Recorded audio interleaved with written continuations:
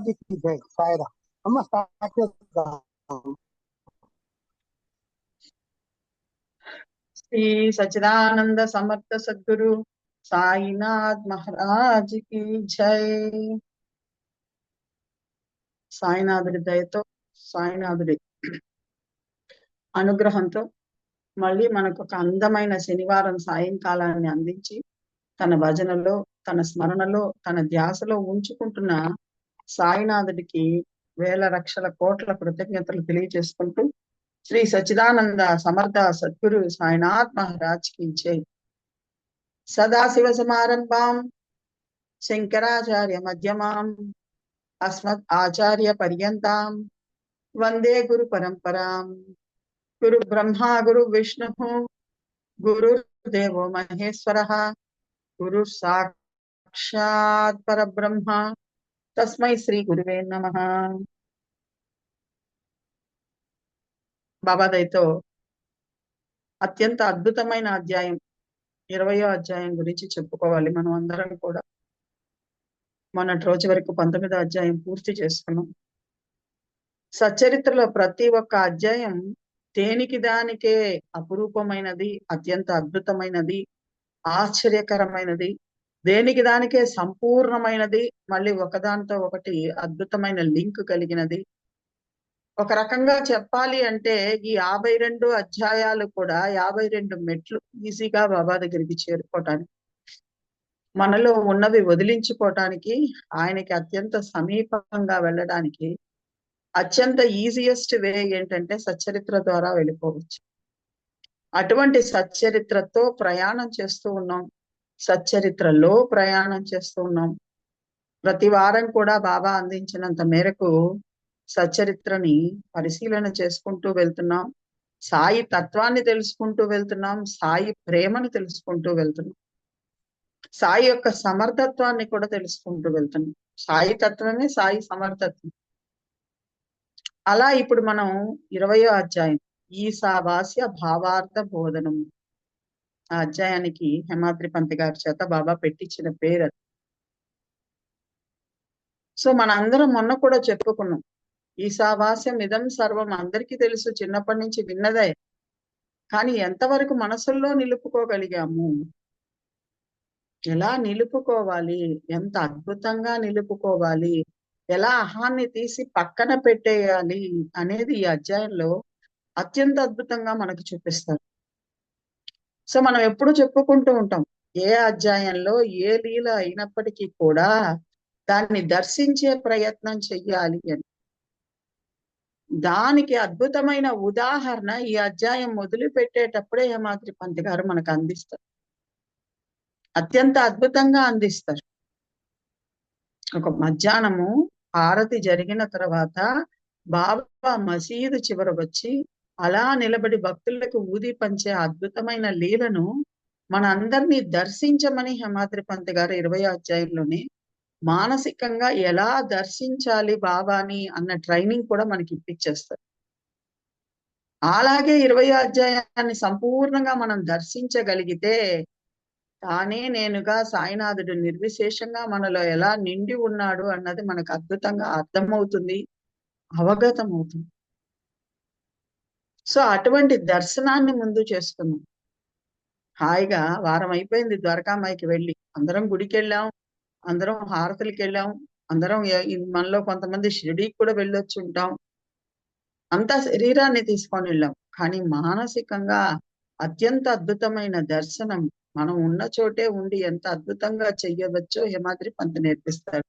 ఇప్పటికీ కూడా షిరిడీలో ఆయా స్థలాలలో అంటాడే గాని మాట వరుసకి మనం మన ఇళ్లల్లో కూర్చొని కూడా ఈ సమయంలో బాబా పొద్దున పూట ఏం చేస్తూ ఉండేవారు, మధ్యాహ్నం ఏం చేస్తూ ఉండేవారు, ఆరతి సమయంలో ఎలా ఉండేవారు, సాయంత్రం ఏం చేస్తూ ఉండేవారు, లెండి ఉత్సవానికి 2 పూట్ల ఎలా ప్రయాణమై వెళ్ళేవారు, చావడి ఉత్సవానికి ఎలా వెళ్ళేవారు, ఎంత అద్భుతంగా చావడి ఉత్సవం రోజు మార్చి రోజు జరిగేది, వీటన్నిటినీ సచ్చరిత్రలో ఆయన వర్ణించిన విధంగా మనం కనుక వర్ణించుకుంటే మనసులో అద్భుతమైన దర్శనం ప్రతినిత్యం మనం చేసుకోవచ్చు। ఎప్పుడు మేము ఒక మాట అనుకుంటూ ఉంటాం, పండగ అంటే మనకి విజయదశమి పండగ, దీపావళి పండగ, సంక్రాంతి పండగ, ఇంకోటి పండగ. ఆ పండగ రోజులో పప్పు పరమాన్నం వండుకుంటాం, తింటాం. మిగతా రోజులంతా కామన్ గా గడిచిపోతాయి. కానీ మనం కనుక సాయితో ఉండగలిగితే మనకు ప్రతిరోజు పండగ. సాయి స్మరణలో ఉండగలిగితే ప్రతిరోజు పండగ. సాయిని ప్రతిరోజు దర్శించగలిగితే మానసికంగా మనకు ప్రతిరోజు పండగ. ఆ తీయదనం మన మనసులో అంతా కూడా తాకుతుందండి. ఆ ప్రేమ మన మనసులకు అంతా కూడా తాకుతుంది. అలా దర్శించే అద్భుతమైన అవకాశాన్ని సచ్చరిత్ర మనకు ప్రసాదంగా ఇస్తుంది. సాయితో ఉండగలిగినటువంటి అవకాశాన్ని సచ్చరిత్ర మనకు అద్భుతంగా ప్రసాదిస్తుంది. అటువంటి 20వ అధ్యాయం మొదలుపెట్టేటప్పుడే హేమాద్రి పంత్ మనందరినీ ఎలా షిరిడీకి తీసుకెళ్తారో మనం కూడా ముందు ఫస్ట్ అలా వెళ్ళి ఆ తర్వాత ఈశావాస్య భావార్థ బోధనం అనే ఆ లీలను కూడా, దాసగనుకు జరిగిన లీలను కూడా మొదట దర్శించుకుంది. ఎప్పుడు కూడా వేదాంతంలో ఒక మాట చెప్తారండి. ఆధ్యాత్మికతలో 3 స్టెప్స్ ఉంటాయి. ముందు ద్రష్టం, తర్వాత జ్ఞాతం, తర్వాత ప్రవేశం. ముందు దర్శించాలి, చూడాలి. తర్వాత దాని గురించి సంపూర్ణంగా తెలుసుకోవాలి. తర్వాత అందులో ఇమ్మెర్జ్ అయిపోవాలి. ఇంకా మనం మిగలకూడదు. అదే ద్రష్టం, జ్ఞాతం, ప్రవేశం. ఇంకా నేను అనేది మిగలకూడదు, ఇమ్మెర్జ్ అయిపోవాలి. అలా అద్భుతంగా దర్శనం చేద్దాం. ఆ దర్శనం చేసిన తర్వాత ఆ లీలలో ఉన్నటువంటి జ్ఞానం ఏందో దాన్ని గ్రోలే ప్రయత్నం చేద్దాం. ఆ తర్వాత అందులో ఆనందంగా ప్రవేశించేద్దాం. మనం లేకుండా, మనం మిగలకుండా పోయే ప్రయత్నం చేద్దాం. అటువంటి అద్భుతమైన లీలలోకి ప్రయాణం చేద్దాం మనం అందరం కూడా. ప్రతిరోజు కూడా బాబా మధ్యాహ్న హారతి అయిన తర్వాత అద్భుతంగా జోగు పంచారతిని పాడి అత్యంత అద్భుతంగా హారతిని ఇచ్చిన తర్వాత బాబా చేతిలో రోజు లాగానే పటిక బల్లాన్ని దోసిల నిండా పోసిన తర్వాత బాబా అందరికీ ప్రసాదాన్ని పంచిన తర్వాత వాళ్ళు ఇళ్ళకి బయలుదేరి వెళ్ళిపోతుంటే తనంతట తాను లేచి వచ్చి, చూడండి భగవంతుడి ప్రేమ, సాయినాథుడి ప్రేమ అనుపమానమైనది. ఎంతో మంది సభా మండపంలో నిల్చొని ఉన్నారు. ఎంతో మంది బాబాకు అత్యంత దూరంగా నిల్చొని ఉన్నారు. వాళ్ళకి సరిగ్గా ఆయన కనిపించట్లేదు. ముందుగా మన ముందు పొడుగాటి వాడు నిలబడితే మనకి బాబా ముఖం సరిగా కనపడదు. ఇటు తిరిగి చూస్తాం, ఇటు తిరిగి చూస్తాం. అలా ఎంతో మంది ఆయన్ని చూడాలని తపన పడుతున్నారు. ఆయన ఒక్కసారి స్పర్శించాలని తపన పడుతున్నారు. మనం ఏ మఠాలకు వెళ్ళినా, ఏ పీఠాలకు వెళ్ళినా, ఏ గురువుల దగ్గరికి వెళ్ళినా వాళ్ళని తాకే భాగ్యం ఉండదండి. దానికేదో నియమాలు చెప్తారు, నిబంధనలు చెప్తారు. మన తండ్రి దగ్గర అవేవి లేవు. ఒరే ధూళితో పాటు వచ్చేయిరా, నేను నిన్ను కౌగిలించుకుంటానని రెడీగా ధూళి దర్శనం ఇవ్వడానికి కూడా రెడీగా ఉంటాడు ఆయన. నా బిడ్డలు మీరు ఎలా ఉన్నా పర్వాలేదు, నేను మిమ్మల్ని కౌగిలించుకుంటానని చెప్పే తండ్రి దగ్గరికి వచ్చున్నాం మనం అందరం కూడా. ఇంకెక్కడికి వెళ్ళినా అక్కడ ఆశ్రమ నియమాలు, ఆ నియమాలు ఉంటాయి. మన తండ్రి దగ్గర ఎటువంటి నియమం లేదు. ఆయన తనంతట తాను తన గద్దెలో నుంచి లేచి, ఒక్కసారి ఆలోచించండి, క్యూ పెట్టి అందరినీ పంపిస్తున్నారు ఈనాడు షిరిడీలో. తప్పు కాదు, జనాలు ఎక్కువైపోయారు. కానీ సాయి ఉన్నప్పుడు ఏం చేశాడో, ఆయన ప్రేమ ఎంత అనుపమానమైనదో ఒక్కసారి దర్శించే ప్రయత్నం చేద్దాం. ఆ హారతి ముగియంగానే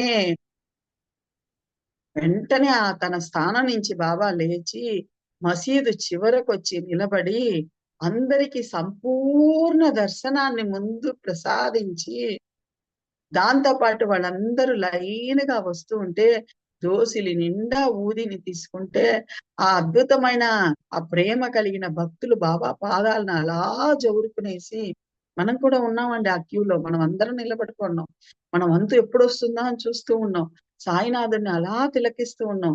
అదిగో 10 మంది ఉన్నారు మన ముందు. 9, 8, 7 ఆతృత, ప్రేమ పొంగిపోతున్నాయి.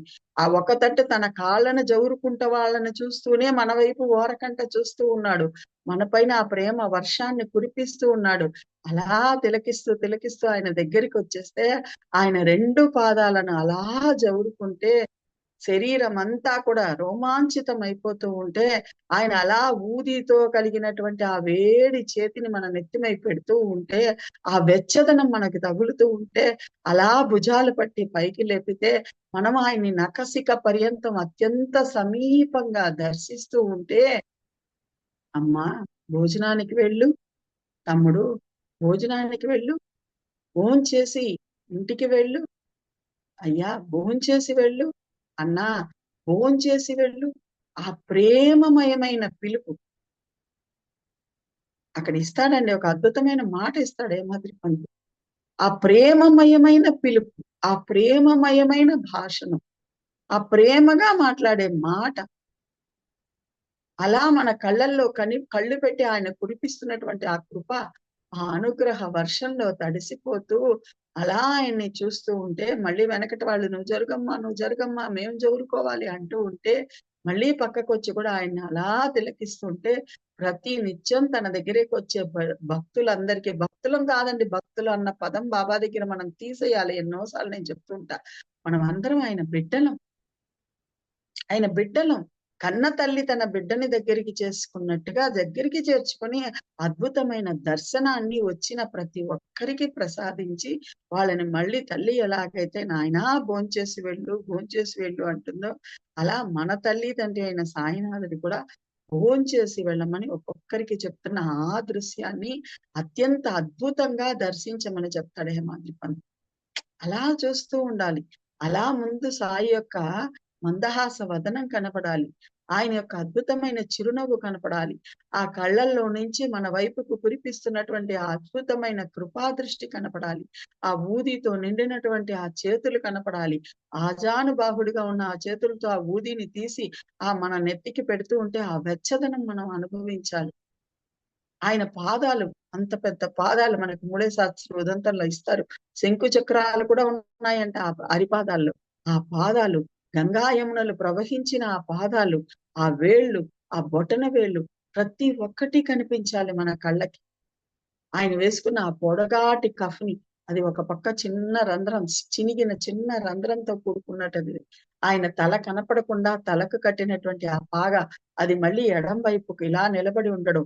ఆయన వేణి మాధవుడిలాగా ఒక కాళ్ళలో ఒక కాలు ఇట్లా వేసి నిలబడ్డాడో, లేదా 2 కాళ్ళు మనం జవురుకోవాలని ఇలా నిలబడ్డాడో, ఆ నిలబడినటువంటి ఆ పోస్చరు, ఆ ద్వారకామాయి, అక్కడే వెలుగుతున్న దునిలో నుంచి ఆయన తీస్తున్న వేది, ఊది, దాని యొక్క వెచ్చదనం అన్నీ మన కంటికి దర్శనమిస్తే, అలా ఆ దర్శనంలో పొంగిపోతూ, అలా మన మనస్సులో నిలబడిపోతే, ఇంతకన్నా భాగ్యము, ఇంతకన్నా సుకృతము ఇంకేముంటుందో ఆలోచించి చూడండి. ఇలా భావన చెయ్యమని 20వ అధ్యాయంలో మొదట్లోనే హేమాద్రి పంత్ గారు మనకు అత్యంత అద్భుతంగా అందిస్తారు. ఇలా ఈ ఒక్కటే కాదు, ఆయా ఆయా వేళలో మధ్యాహ్నం 12:30 అయింది. ఇంట్లో అలా కూర్చొనున్నాం. ఏదో ఆలోచనలొస్తున్నాయి. వద్దు రా పోదాం ద్వారకామాయికి. అదిగో జోగు హారతి పాడి ఇప్పుడే అయిపిచ్చాడు. అదిగో బాబా వచ్చాడు. మసీదు బయటికొచ్చాడు. నిలబడ్డాడు. తన బిడ్డలందరిని దగ్గరికి తీసుకుంటున్నాడు. అందరిని భోంచేసి వెళ్ళమంటున్నాడు. అందరికి ఊది అనుగ్రహం ఇస్తున్నాడు. మళ్ళీ బొటనవేలితో ఊదిని చేసి నెత్తి మీద ఇలా రాస్తున్నాడు. బొట్టులాగా పెడుతూ ఉన్నాడు. నామం పెడుతూ ఉన్నాడు. అలా ఆ దృశ్యాన్ని చూస్తూ ఉండు. నువ్వు కూడా ఆ క్యూలో నిలబడుకో.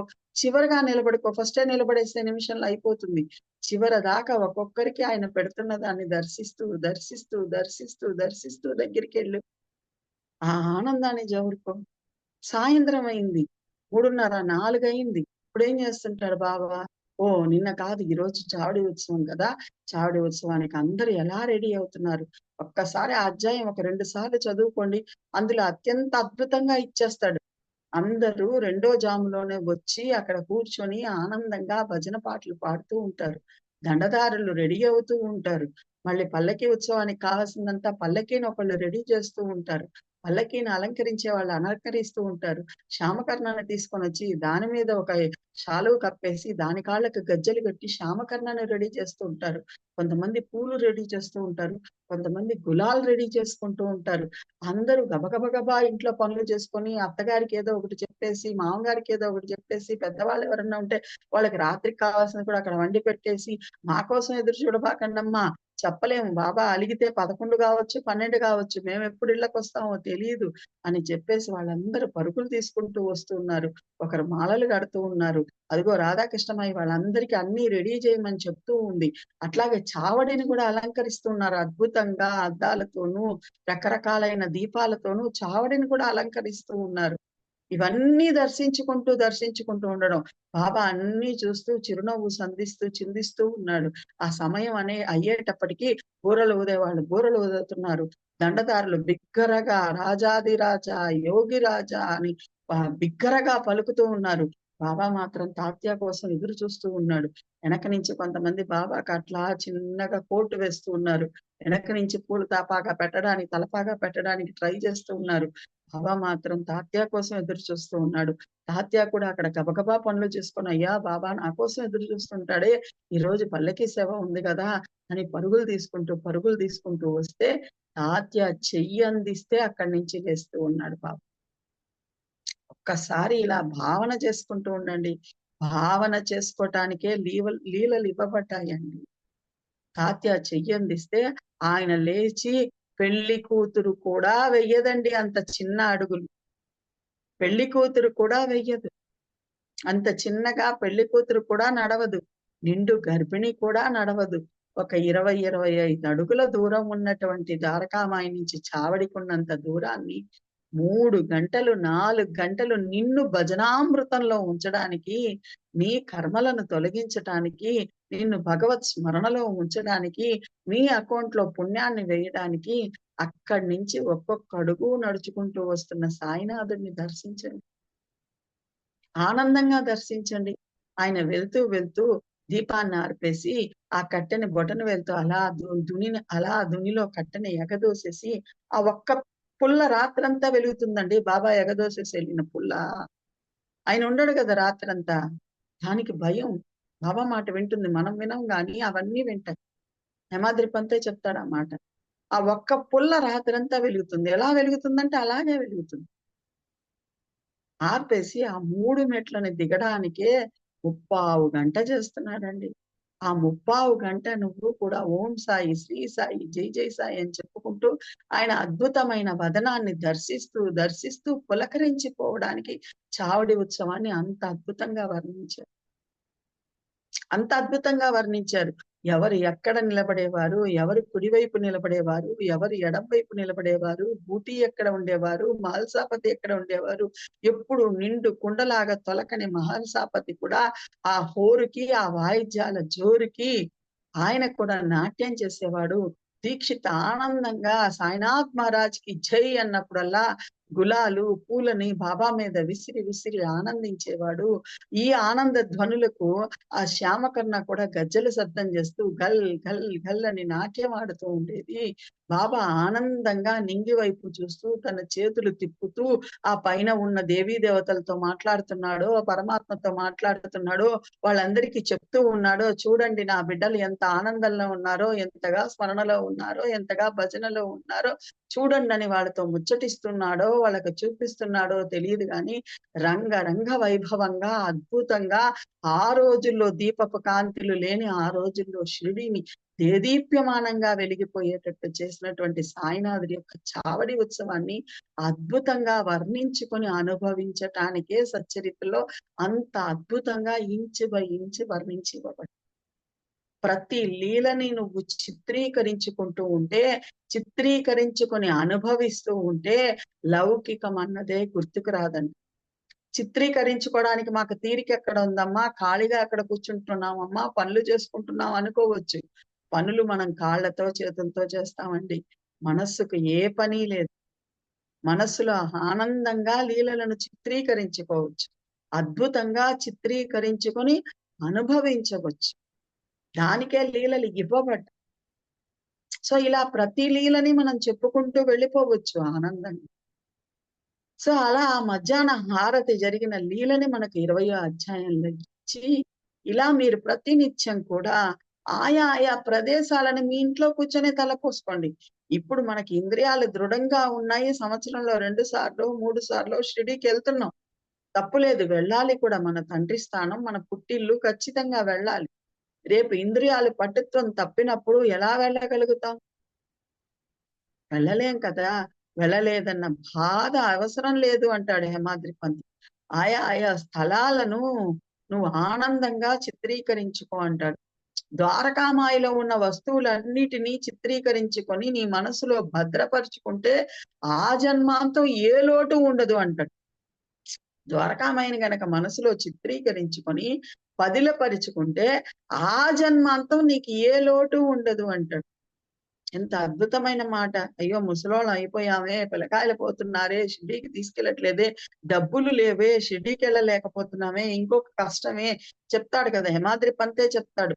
నానేఘాట్ పర్వతాన్నైనా ఎక్కేయొచ్చాము, కానీ ఒక సంసారి ఇంటి గడపన దాటడం బహు కష్టం అంటాడు. సో అటువంటి బహు కష్టం, మనకుండే పనులు మనకున్నాయి. ఆనందంగా ఒక అరగంట కేటాయించుకో. హాయిగా పడుకునేటప్పుడైనా, నిద్ర లేచినప్పుడైనా, మధ్యాహ్నం విశ్రాంతి తీసుకునేటప్పుడైనా, ఎప్పుడు కేటాయించుకుంటామో ఒక అరగంట కేటాయించుకొని అద్భుతంగా షిరిడీని చిత్రీకరించుకొని ఆనందిస్తే మన బ్యాటరీలన్నీ ఫుల్ ఛార్జ్ అయిపోతాయి. 1కి 2 బలంతో పనులు చేయగలుగుతాం. ఆనందంతో చేయగలుగుతాం. అందుకని ఆ చిత్రీకరించుకునేదాన్ని అక్కడ హేమాద్రి పంత్ రండి మనందరం వెళ్ళి చూద్దాం అంటాడు. నేను రాస్తున్నాను మీరు చదవండి అనడు. మనందరం వెళ్ళి చూద్దాం. బాబా మధ్యాహ్నం వేళ ఏం చేస్తున్నారో చూద్దాం అంటాడు.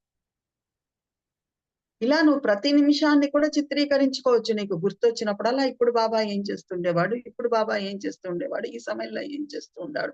రాత్రి పడుకుంటున్నావు, ఆనందంగా ద్వారకామాయికి వెళ్ళిపో. ఒక పక్క బాబా, ఒక పక్క మహల్సపతి. తాతయ్య పెళ్ళయిన తర్వాత రావడం మానేశాడుగా, ఆ పక్క ఖాళీగా ఉంది. ఆనందంగా పడుకో. వాళ్ళిద్దరూ ముచ్చటించుకుంటున్నది నువ్వు కూడా వింటూ ఉండొచ్చు. నువ్వు ఆయనతో ముచ్చటించుకుంటూ ఉండొచ్చు. ఉండడమేమో మన ఇంట్లో బెడ్ మీదే ఉంటాం. కానీ మనం ఎక్కడ ఉంటాం? ద్వారకామాయిలో. దీనికే సచ్చరిత్ర మనకు ప్రాసాదికంగా ఇవ్వబడింది.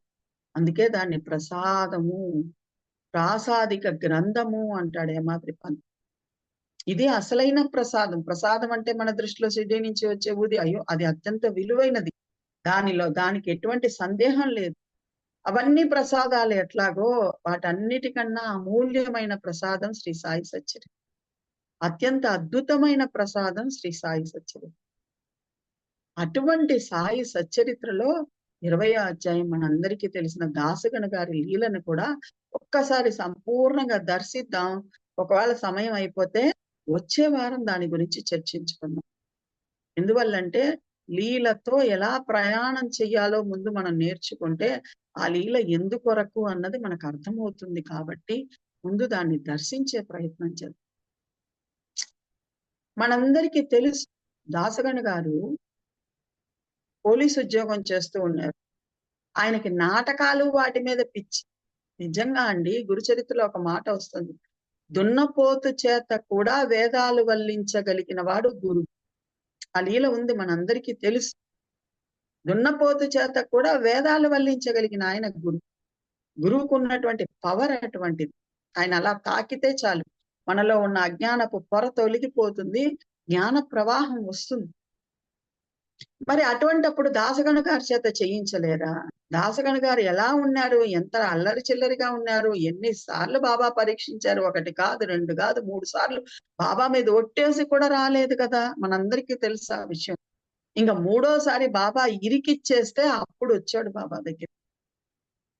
అలా నాటకాల మీద పిచ్చి ఉన్నవాడి చేత బాబా ఈశావాస్య భావార్థ బోధనం అన్న గ్రంథం రాయించాడు. ఒక్కసారి ఆలోచించుకోండి, ఎంత అద్భుతమో గురుకృప ఎటువంటిదో. నువ్వు దేనికోసం వచ్చావనేది మనకే తెలియదండి.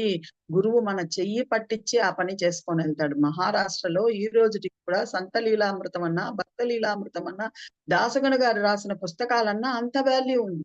ఈ రోజుటికి కూడా ఆయన రాసిన ఈశావాస్య భావార్థ బోధనం అంత వాల్యూ కలిగినదిగా ఉంది. మనకు తెలియట్లేదు ఇక్కడ అంతే.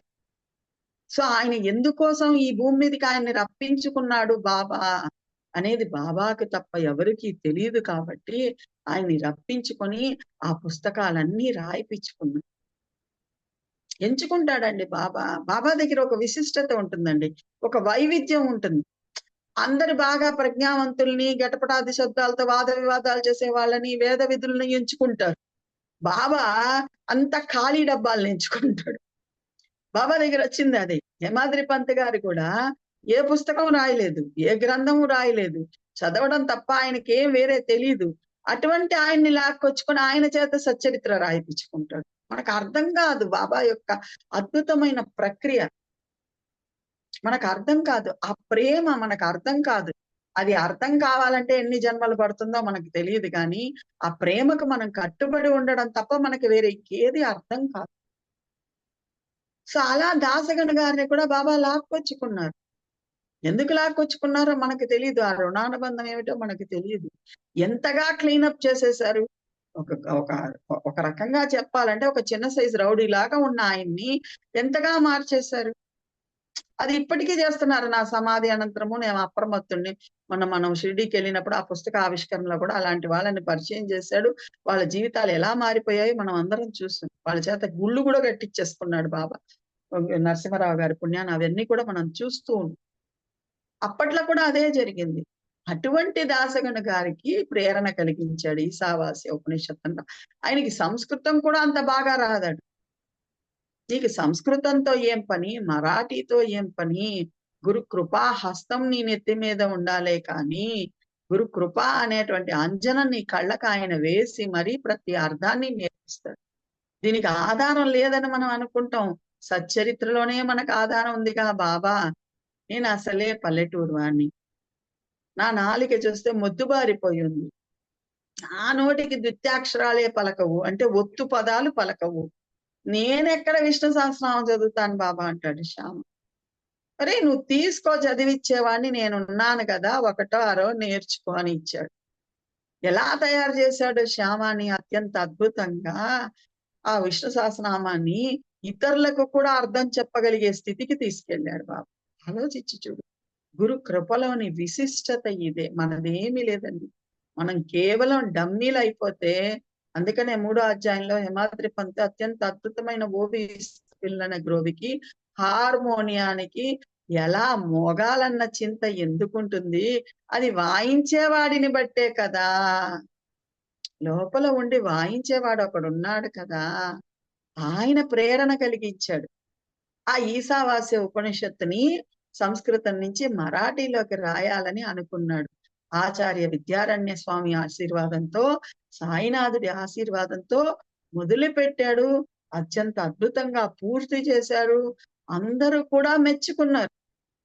కానీ ఈయనకి 1, 2 సందేహాలు అందులో మిగిలిపోయి ఆ సందేహాల్ని విద్వజ్జనుల ముందు కూడా పెట్టాడు. వాళ్ళు ఏదో ఏదో చెప్తున్నారు కానీ ఈయన మనసుకి సంతృప్తినివ్వల. ఎప్పుడు కూడా మనస్సు అంగీకరించినంత వరకు మానవుడు ఏ పని కూడా చెయ్యడండి. సంతృప్తినివ్వల. సంతృప్తిని ఇవ్వకపోయేటటికి వెంటనే పరిగెత్తుకొని వచ్చాడు. ఎక్కడికి వచ్చాడు? మన తండ్రి దగ్గరికి వచ్చాడు. మన తల్లి దగ్గరికి వచ్చాడు. సో అలా దాసగణ మహారాజు అలా బయలుదేరి షిరిడీకి వచ్చాడు. ఈయన అనుకుంటున్నాడు నేను షిరిడీకి వచ్చానని. బాబా ఏం చేస్తాడో తెలుసా? మనకు ఒక పని ఇచ్చి ఆ పని మొదలు పెట్టిస్తాడు. మధ్యలో మనకి ఏదన్నా ఒక అహం లేచినా ఇంకేదన్నా అయినా లేకపోయినా ఏదో మనం చేస్తున్నామన్న భావన కలిగినా దానిలో తీర్చలేని ఒక సమస్యను తీసుకొని వచ్చి పెట్టేస్తాడు.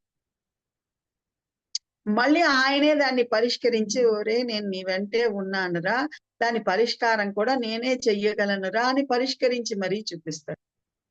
ఇది మనందరి జీవితాల్లో అనుభవమే. మీ జీవితాలు మీరు చూసుకుంటే ఈ అనుభవాలు మనందరికీ ఉంటాయి. అలా ఈయన చేత కూడా రాయిపిచ్చాడు. కానీ గురుకృప లేనిదే అందులో ఉన్న గూఢార్థాలు అర్థం కావుగా. ఏదో పెద్ద పెద్ద పదాలతో చెప్పుకుంటే లాభం లేదుగా.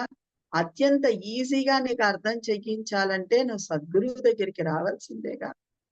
సో ఆ సందేహాలు అతని మనసులో కలిగాయని తెలిసిన వెంటనే తన దగ్గరికి రప్పించుకునే ప్రయత్నం చేశాడు మన తండ్రి. ప్రయత్నం చేశాడు. ప్రయత్నం చెయ్యకుండా ఉంటే ఆ పని పిల్ల నేను కాక మరెవరు అన్న లీల మన ఎవ్వరికీ రాదండి. బాబా ఒక లీల చేశాడంటే ఆనాటి భక్తుడిని, ఈ లీలని రాస్తున్న హేమాద్రి పంతుని, ఆ రోజు ఆ స్థలంలో ఉన్న వాళ్ళందరితో పాటు ఎన్నో తరాల పాటు ఈ పుస్తకాన్ని అధ్యయనం చేసే ప్రతి ఒక్కరిని అనుగ్రహించడానికి చేసినవే బాబా లీల. ఒక్క దాసగను గారి కోసం చేయలేదు ఆ లీల. మనం అది బాగా గుర్తు పెట్టుకోవాలి. అలా దాసగను గారు బయలుదేరి షిరిడీకి వచ్చారు. బాబా దగ్గరికి వచ్చారు. ద్వారకామాయికి వచ్చారు. వాడాలో రెడీ అయిపోయి ద్వారకామాయికి వచ్చారు. బాబా ఎదురు చూస్తూ ఉన్నారు.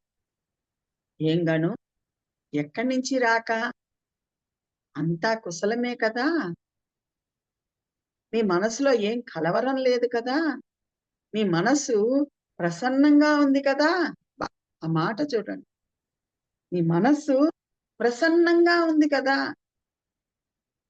బయటికి బానే ఉన్నాడు దాసగను గారు. బాగా డ్రెస్అప్ అయి ఉన్నారు, బాగున్నారు. మనసులో కలవరం చెప్పగలిగిన వాడు సర్వసమర్థుడైన సాయినాథుడు ఒక్కడే. అంతర్యామి అయిన సాయినాథుడు ఒక్కడే. ఈ మనస్సు ప్రసన్నంగా ఉంది కదా? వెంటనే దాసగను గారండి, నాకేం కొదవలేదు బాబా.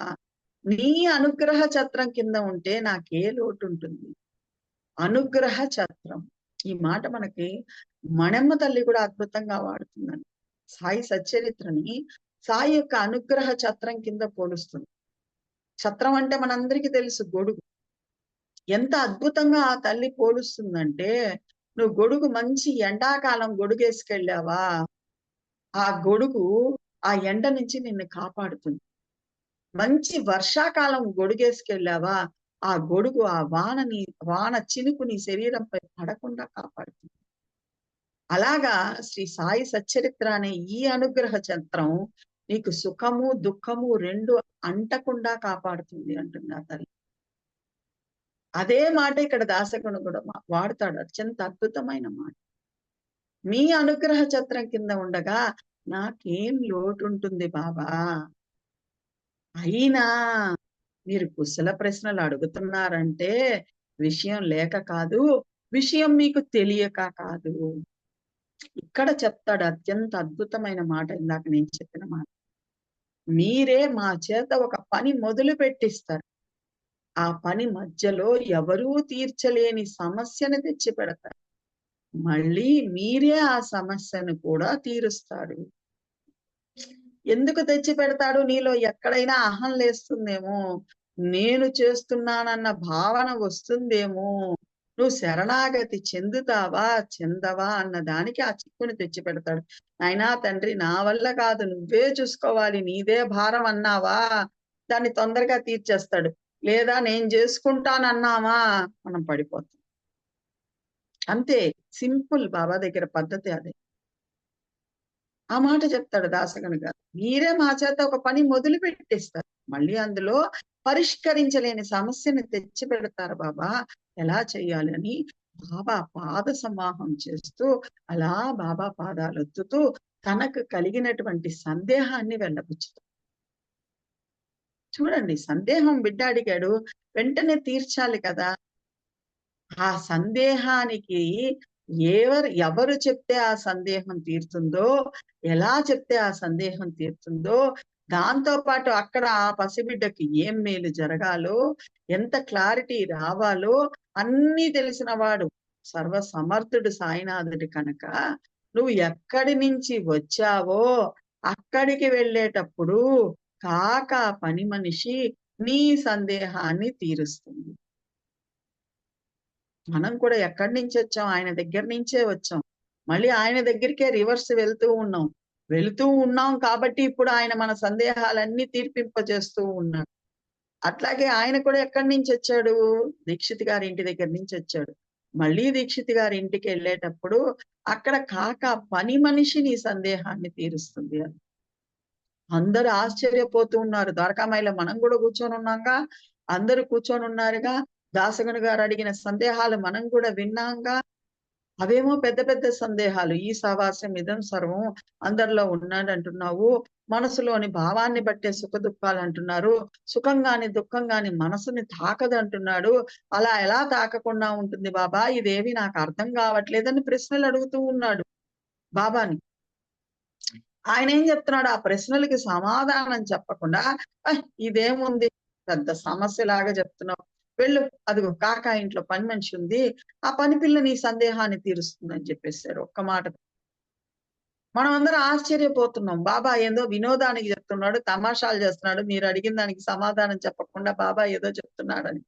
కానీ దాసగణకు తెలుసండి, బాబా నోటి గుండా వచ్చిందంటే ఆ వాక్యాలు సత్యమై తీరుతాయని దాసగణ గారికి తెలుసు కాబట్టే ఆయన వెంటనే ప్రయాణమయ్యాడు. ఎక్కడికి? దీక్షిత్ గారి ఇంటికి వెళ్ళడం. వెంటనే ప్రయాణమయ్యాడు. వీళ్ళు కూడా, ఇక్కడ ఉన్న వాళ్ళు కూడా, సరే దాసగణ గారు చూసి వచ్చి మనకి చెప్తారులే, అది నిజమో కాదో అప్పుడు చూసుకుందాం అనుకుంటూ ఉన్నారు. మీరు మాత్రం అలా కూర్చోబాకండి, వెంటనే దీక్షిత్ గారి ఇంటికి మనం అందరం కూడా ప్రయాణం అవుతాం. బాబా పాదాలకు నమస్కరించుకొని దీక్షిత్ గారి ఇంటికి బయలుదేరి వెళ్తూ ఉన్నాడు. మనసులో ఏమో ఈయనకు కూడా సందేహం, వేదాలు వాటిలో ఉన్న వ్యుత్పత్తి జ్ఞానం ఎక్కడా, పనిపిల్ల జ్ఞానం ఎక్కడా, పనిపిల్ల నా సందేహాన్ని ఎలా తీర్చగలదు, అయినా బాబా మాటలు ఉట్టివి కాదు కదా అనుకుంటూ రైల్లో ప్రయాణం చేసుకుంటూ దీక్షిత్ గారి ఇంటికి చేరుకున్నారు. ఆ రోజు చీకటి పడిపోయింది. ఆ ఇంటికి వెళ్ళంగానే దీక్షిత్ గారు ఏదో సపర్యలు చేశారు, ఆ సేవ తీసుకున్నాడు, మిద్దెపైకి వెళ్ళాడు, ఆనందంగా మంచం మీద పడుకొని నిద్రపోతూ ఉన్నాడు. ఒళ్ళు కూడా, శరీరం కూడా అలసిపోయింది కదా ప్రయాణం చేసి, మంచి నిద్రపోతూ ఉన్నాడు. తెల్లవారుతూ ఉండగా ఒక అద్భుతమైన శ్రావ్యమైన గొంతుక వినిపిస్తుంది. ఫస్ట్ పదాలు వినపడలేదండి, గొంతుక వినిపిస్తుంది. ఎందుకంటే ఇప్పుడే కదా మెలకువ వస్తుంది. ఎంత అద్భుతంగా మన మనస్సులను వర్ణిస్తాడో హేమాద్రి పంత్ అక్కడ. కేవలం ఒక గొంతు, ఒక రాగం వినిపిస్తుంది, ఒక ఆలాపన వినిపిస్తుంది. ఆ ఆలాపనకి మెలకువ వచ్చింది ఈయనకి. మెలకువ వచ్చేటటికి మెల్లగా ఆ పదాలు వినిపిస్తున్నాయి, ఆ పాటలో ఉన్న పదాలు వినిపిస్తున్నాయి. ఎవరు ఇంత శ్రావ్యంగా పాడుతున్నారు? అప్పటికి ఎన్నిసార్లు దాసగణ గారు వాళ్ళ ఇంటికి వచ్చి ఉంటారో వెళ్ళుంటారు, దీక్షిత్ గారి ఇంటికి, కానీ ఎప్పుడు పట్టించుకోవాలా. ఈసారి వచ్చిందే ఒక సందేహంతో వచ్చాడు కాబట్టి, ప్రతిదాని సందేహ దృష్టితో చూస్తూ ఉన్నాడు కాబట్టి, ఆ పాట వినబడగానే ఇంత శ్రావ్యమైన గొంతు ఎవరిది, ఇంత అద్భుతంగా పాడుతున్నారే, ఈ పాటలో ఇంత అర్థం దాగుందే, ఈ పిల్లే, ఈ పాట పాడుతున్న అమ్మాయే బాబా చెప్పిన పని పిల్ల ఏమో అని ఒక్కసారి ఉదుటిగా నిద్రలేసేశాడు. నిద్రలేసి కళ్ళు నలుపుకున్నాడు. ఈయనతో పాటు ఆ రోజు ఎవరున్నారు? ఎంవి ప్రధాన్ గారు ఉన్నారు. ఇద్దరు అలా బయటకొచ్చి బాల్కనీ నుంచి చూస్తూ ఉంటే, అక్కడ మోరీ వద్ద అంటే బావి దగ్గర ఒక చిన్న 8 ఏళ్ల పాప కూర్చొని అంట్లు తోముతుంది. ఒక చినిగిపోయిన లంగా గుడ్డ లాంటిది నడుముకు చుట్టుకొని ఉంది. పైన ఎటువంటి వస్త్రం లేదు. కూర్చొని గిన్నెలు తోముతుంది, అంట్లు తోముతుంది. చేతులతో ఏమో అంట్లు తోముతుంది. అందుకేనండి నేను మీకు చెప్పింది, మనస్సుకి పని చెప్పండి. ఆ బిడ్డ మనస్సుకి ఎంత అద్భుతమైన పని చెప్పిందో, ఎంత ఆనందంగా అంట్లు తోముతుందో చూడండి. విసుక్కుంటూ తోమొచ్చు, నాకీ కర్మేంటా అని తోమొచ్చు, వాళ్ళు తిన్న ఎంగిలి గిన్నెలు కడుగుతున్నానే అని తోమొచ్చు, ఈ వయసుకు నేను ఆడుకోకుండా ఇలా ఉన్నానే అని తోమొచ్చు, ఎన్నో రకాలైనటువంటి ఆలోచనలు రావచ్చు. కానీ ఆ బిడ్డ మనస్సుని అద్భుతంగా ప్రేమమయంగా మలుచుకుంది కాబట్టి, తన దగ్గర లేని చీర, ఆ బిడ్డ 20 ఏళ్ల అమ్మాయి కాదు చీర గురించి పాడడానికి, 8 ఏళ్ల పాప, తన దగ్గర లేనటువంటి నారింజ రంగు చీర గురించి, దాని అందం గురించి, దాని జరీ గురించి వర్ణించుకుంటూ పాడుకుంటూ ఆనందంగా అంట్లు తోముతూ ఉంది. అదే నేను మీకు చెప్పింది, భగవంతుడు మనకి ఏ కర్తవ్యాన్ని అప్పచెప్తే ఆ కర్తవ్యాన్ని చేసుకుంటూ మనస్సుని భగవంతుడి దగ్గర ఉంచగలిగితే అద్భుతమైన ఫలితం వస్తుంది. ఆనందంగా ఎల్లవేళలా ఉండగలుగుతాం. అది ఆ పని పిల్ల నేర్పిస్తుంది. నీ ఆనందానికి ఎవరు అడ్డం వస్తారు? ఎవరు అడ్డం రారు. ఆనందమే మన స్వరూపం, మనం మర్చిపోయాం. అది ఆ పని పిల్ల మనకు నేర్పిస్తుంది. ఆనందంగా పాడుకుంటూ ఉంది. కానీ దాసగణ గారికి ఆ బిడ్డ యొక్క పరిస్థితి చూసి, దైన్యావస్థ చూసి, మొన్న ఆ మధ్య కూడా నన్ను ఒకరు ప్రశ్నించారు. ఇక్కడ సమాధానం చెప్పాలి 20 అధ్యాయంలో. ఎందుకు దీక్షిత్ గారి ఇంట్లో ఉంటే ఎందుకు మోరేశ్వరుడికి చీర కొనియమని చెప్పారని ఒకరు ప్రశ్నించారు అన్నపూర్ణ గారు. నాకు ఇంకా గుర్తుంది ఆ ప్రశ్నకి సమాధానం. సచ్చరిత్రలో ఒక మాట వస్తుంది, నువ్వు ఏదైనా మంచి పని చెయ్యదలుచుకున్నప్పుడు వెంటనే చేసేయి. ఎందువల్ల అంటే 5 నిమిషాల్లో నీ మనస్సు మారిపోతుంది అని చెప్తుంది సచ్చరిత్ర. సత్సంకల్పం కలిగిందా దాన్ని వెంటనే అమలు పరచాలి, లేదంటే నీ మనస్సు క్షణంలో మారిపోతుంది. ఆ బిడ్డ యొక్క దైన్య పరిస్థితిని చూసి ఆ బిడ్డకు ఒక చీర ఇస్తే బాగున్ను అన్న సత్సంకల్పం దాసగను గారికి కలిగింది. ఆయన ఇవ్వలేరు. ఆయన ఏ రోజు ఏ హరికథ చెప్పడానికి కానీ, ఆయన భజన పాడడానికి కానీ, నామ సప్తాహానికి కానీ ఎవరి దగ్గర ఒక రూపాయి చేయి చాచి తీసుకున్నవాడు కాదు. ఏ లాభం ఆశించకుండా చేస్తాడు. 15 అధ్యాయంలో ఆయన గురించి మనకు అద్భుతంగా వర్ణన ఉంటుంది. మనందరికీ తెలుసు. చీర కొనిచ్చే అంత స్తోమత తనకు లేదు. కానీ కొనివ్వగల స్నేహితుడు ఉన్నాడు తన దగ్గర. చూడండి, మనం కూడా ఎవరికైనా సహాయం చేయలేకపోతే బాధపడబల్లా, సహాయం చేసే వాళ్ళని చూపించండి చాలు వాళ్ళకి. అది కూడా సహాయం చేసినట్టే అని నేర్పిస్తుంది సచ్చరిత్ర. నా దగ్గర లేదమ్మా, నేను 100 రూపాయలు కూడా ఇవ్వలేవు కదా, బాధపడబాకు. ఇవ్వగలిగిన వాళ్ళు ఎవరైనా ఉంటే వాళ్ళని చూపించు చాలు, వాళ్ళకి నువ్వు సహాయం చేసినంత పుణ్యం. సో ఈయన మనసుకి ఆ సత్సంకల్పం కలిగింది, వెంటనే ఇచ్చేశాడు. ఇంకో ప్రశ్న కూడా అడిగారు ఆవిడ, నాకు బాగా గుర్తుంది. అది కొంతసేపు ఆగి దానికి సమాధానం కూడా చెప్తాను. సో ఈ ప్రశ్న మీరు గుర్తు పెట్టుకోండి. ఎందుకు మోరేశ్వరుడికే చెప్పాడు? ఆయన పక్కనే నిలబడి ఉన్నాడు. ఆయన ఇవ్వగల సమర్థుడు. వాళ్ళ పరిస్థితులంతా మనకు తెలుసు. మోరేశ్వర ప్రధాన వాళ్ళు ఎంత గొప్పవాళ్ళు, ఎంతటి ధనవంతులు అన్నీ తెలుసు. సో వెంటనే ఒక చీర కొనివ్వమని ప్రధాని గారికి చెప్పారు. ఎందువల్ల ఆ బిడ్డ దైన్య పరిస్థితిని చూడలేకపోయాడు, మనసు కరిగిపోయింది. వెంటనే మోరేశ్వర్ గారు కూడా ఏం చేశారు, బజారుకి వెళ్ళి ఆ తెల్లవారితో వెళ్ళి మొదలే ఆయన ప్రేమ స్వరూపుడు, దానికి తోడు దాసగను గారి ప్రార్థన, వెంటనే వెళ్ళి ఒక చీర కొనుక్కొచ్చి ఆ బిడ్డకి ఇచ్చారు. ఈ రోజు ఆ చీరను తీసుకొని ఇంటికి వెళ్ళింది. మర్రోజు ఆ కొత్త చీరను కట్టుకొని వచ్చింది. 3 రోజులు జరిగిందండి ఈ అద్భుతమైన లీల. ఒక రోజుతో అయిపోలేదు. మర్రోజు ఆ కొత్త చీర కట్టుకొని వచ్చింది. దాసగను గారు కూడా మర్రోజుటి కోసం ఎదురు చూస్తూ ఉన్నారు, వెయిట్ చేస్తూ ఉన్నారు. ఆ తల్లి ఆ చీరను కట్టుకొని ఆనందంగా వచ్చింది. గింగిర్లు తిరుగుతూ అందరికీ తన చీరను చూపించుకొని ఆనందించింది. ఆ చీరతోనే ఆ రోజు పనులు పూర్తి చేసుకుంది, హాయిగా వెళ్ళిపోయింది. దాసగను గారు బయలుదేరలా, ఇంకా ఉన్నారు. మర్రోజు ఆ అమ్మాయి ఎలా వస్తుందో చూడాలిగా. ఆ బిడ్డ ఏం చేసిందో చూడండి. ఇదే అద్భుతం అంటే, ఇదే అసలైన తత్వం అంటే. ఆయన ఇచ్చిన చీరని మడిచిపెట్టి మళ్ళీ చింకి గిడ్డ కట్టుకొని వచ్చుకొని మళ్ళీ అదే ఆనందంతో పాట పాడుతూ ఆ చీరే నాకు స్వర్గం అనుకోకుండా తన పని తాను చేసుకుంటూ ఉంది. ఇప్పుడు దాసగను గారికి ఆ బిడ్డను చూస్తే ఆ దైన్య స్థితి తొలగిపోయింది. అంటే పేదరికం రాచరికంగా ఊరేగుతున్నది, నా చీర ఆ బిడ్డకు సుఖాన్ని ఇవ్వలేదు, ఆ బిడ్డ ఆల్రెడీ ఆనందంగానే ఉంది అన్న విషయం దాసగను గారికి అద్భుతంగా అర్థమైంది. మనం అనుకుంటాం వస్తువులు మనకు సుఖాన్ని ఇస్తాయని. ఏ వస్తువు నీకు సుఖాన్ని ఇవ్వదు, నీలో ఉన్న ఆనందం మాత్రమే నీకు సుఖాన్ని ఇస్తుంది. సో ఇలా ఆయనకి ఆ దైన్యం తొలగిపోయింది. ఇలా ఆ బిడ్డ అద్భుతమైన బోధ చేసింది. బాగా ఆలోచించండి. మొదటి రోజు చీర లేదు, ఆనందంగానే ఉంది. 2 రోజులు చీర కట్టుకొనింది, ఆనందంగానే ఉంది. 3వ రోజు ఆ చీరని చెప్పాడు కదా బాబా కూడా 32లో, ఎవరు ఏమిచ్చినా మూట గట్టి పక్కన పెట్టు, నీ ముర్షద్ నేనిచ్చేదే నీకు నిలిచి ఉంటుందని చెప్పాడు కదా. నా ముర్షద్ ఇచ్చిందే నాకు నిలిచి ఉంటుందని. ఆ చీరను మళ్ళీ తీసి లోపల పెట్టేసి చింకి గుడ్డ కట్టుకుంది. ఇప్పుడు కూడా ఆనందంగానే ఉంది. అంటే మనసులోని భావాన్ని బట్టే సుఖ దుఃఖాలు అన్న పాయింట్ హేమాద్రి పంత్ గారికి అద్భుతంగా అర్థమైంది.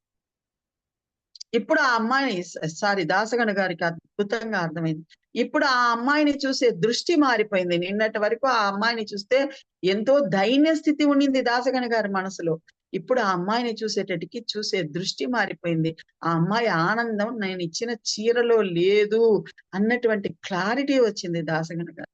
ఒక్కసారి ఆలోచించి చూడండి.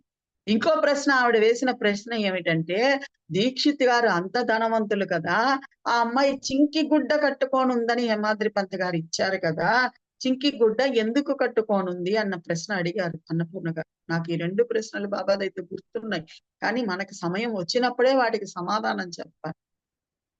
సో ఈ ప్రశ్నకు కూడా సమాధానం ఇప్పుడు నేను చెప్పిన దాంట్లోనే ఉంది. ఆ అమ్మాయి వచ్చేది ఆ ఇంటికి అంట్లు తోమడానికి. మనందరికీ తెలుసు.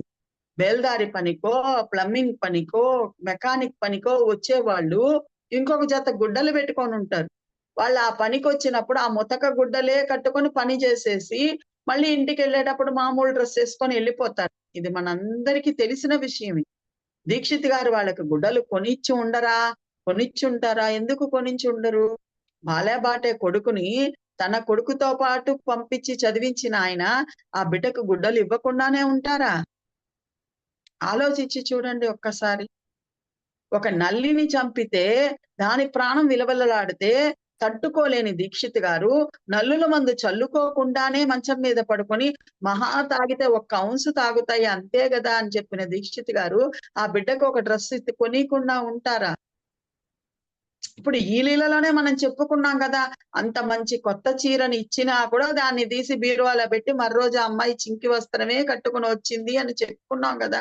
అమ్మాయికి పేరు కూడా లేదండి. అప్పట్లో పేర్లు పెట్టేవాళ్ళు కాదు చాలా ఏళ్ళు. ఎప్పుడో పెళ్ళప్పుడో, బళ్ళో చేర్చేటప్పుడో అలాంటప్పుడు ఒక పేరు పెట్టి పంపించేవాళ్ళు. అందుకనే నామ్యా చెల్లెలు అన్నారు ఇక్కడ. సో ఆలోచించి చూడండి. అంతేగాని దీక్షిత్ గారు ఇవ్వలేదని కాదు, దీక్షిత్ గారు ఇవ్వలేరని కాదు అక్కడ అర్థం. ఆ బిడ్డ అలా డ్రెస్ ఏసుకొని వచ్చి పనులు చేసుకొని వెళ్తూ ఉన్నారు. వాళ్ళు పని వాళ్ళు కాబట్టి వాళ్ళకి ఎంత ఉన్నా గానీ దాన్ని ఇంట్లో పెట్టుకుంటారు. వాళ్ళు కూడా ఏ పండగ పబ్బాలంటే కట్టుకుంటారు. మిగతా అప్పుడు మామూలు వస్త్రాలతోని వెళ్ళి వస్తూ ఉంటారనేదే అక్కడ. సో ఇంత అద్భుతంగా ఈ లీలను మనం దర్శించగలగాలి ఫస్ట్. ఆయన అలా పడుకొని ఉండడం, ఆ శయ్య మీద నిద్రపోతూ ఉండడం. ఇంకో చోట చెప్తారు అక్కడ హేమాద్రి పంత్ కూడా ఇస్తాడు. ఆయన పూజా గదిలో పూజ చేసుకుంటూ ఉన్నప్పుడు పాట వినిపించింది అని. సరే పూజ చేస్తూ ఉంటే పాట వినిపించిందో, శయ్య మీద పడుకోనుంటే పాట వినిపించిందో, కానీ ఆ పాట ద్వారా నీ చేతులతో, కాళ్ళతో నువ్వు పనులు చేసుకుంటూనే మనస్సులో పరమాత్మను ధ్యానించవచ్చు. తన దగ్గర లేనివంటి ఒక వస్తువుని ధ్యానిస్తూ ఉండింది ఆ పాప. తన దగ్గర లేదు ఆ చీర. ఆ చీర కట్టుకునే వయస్సు కూడా కాదు.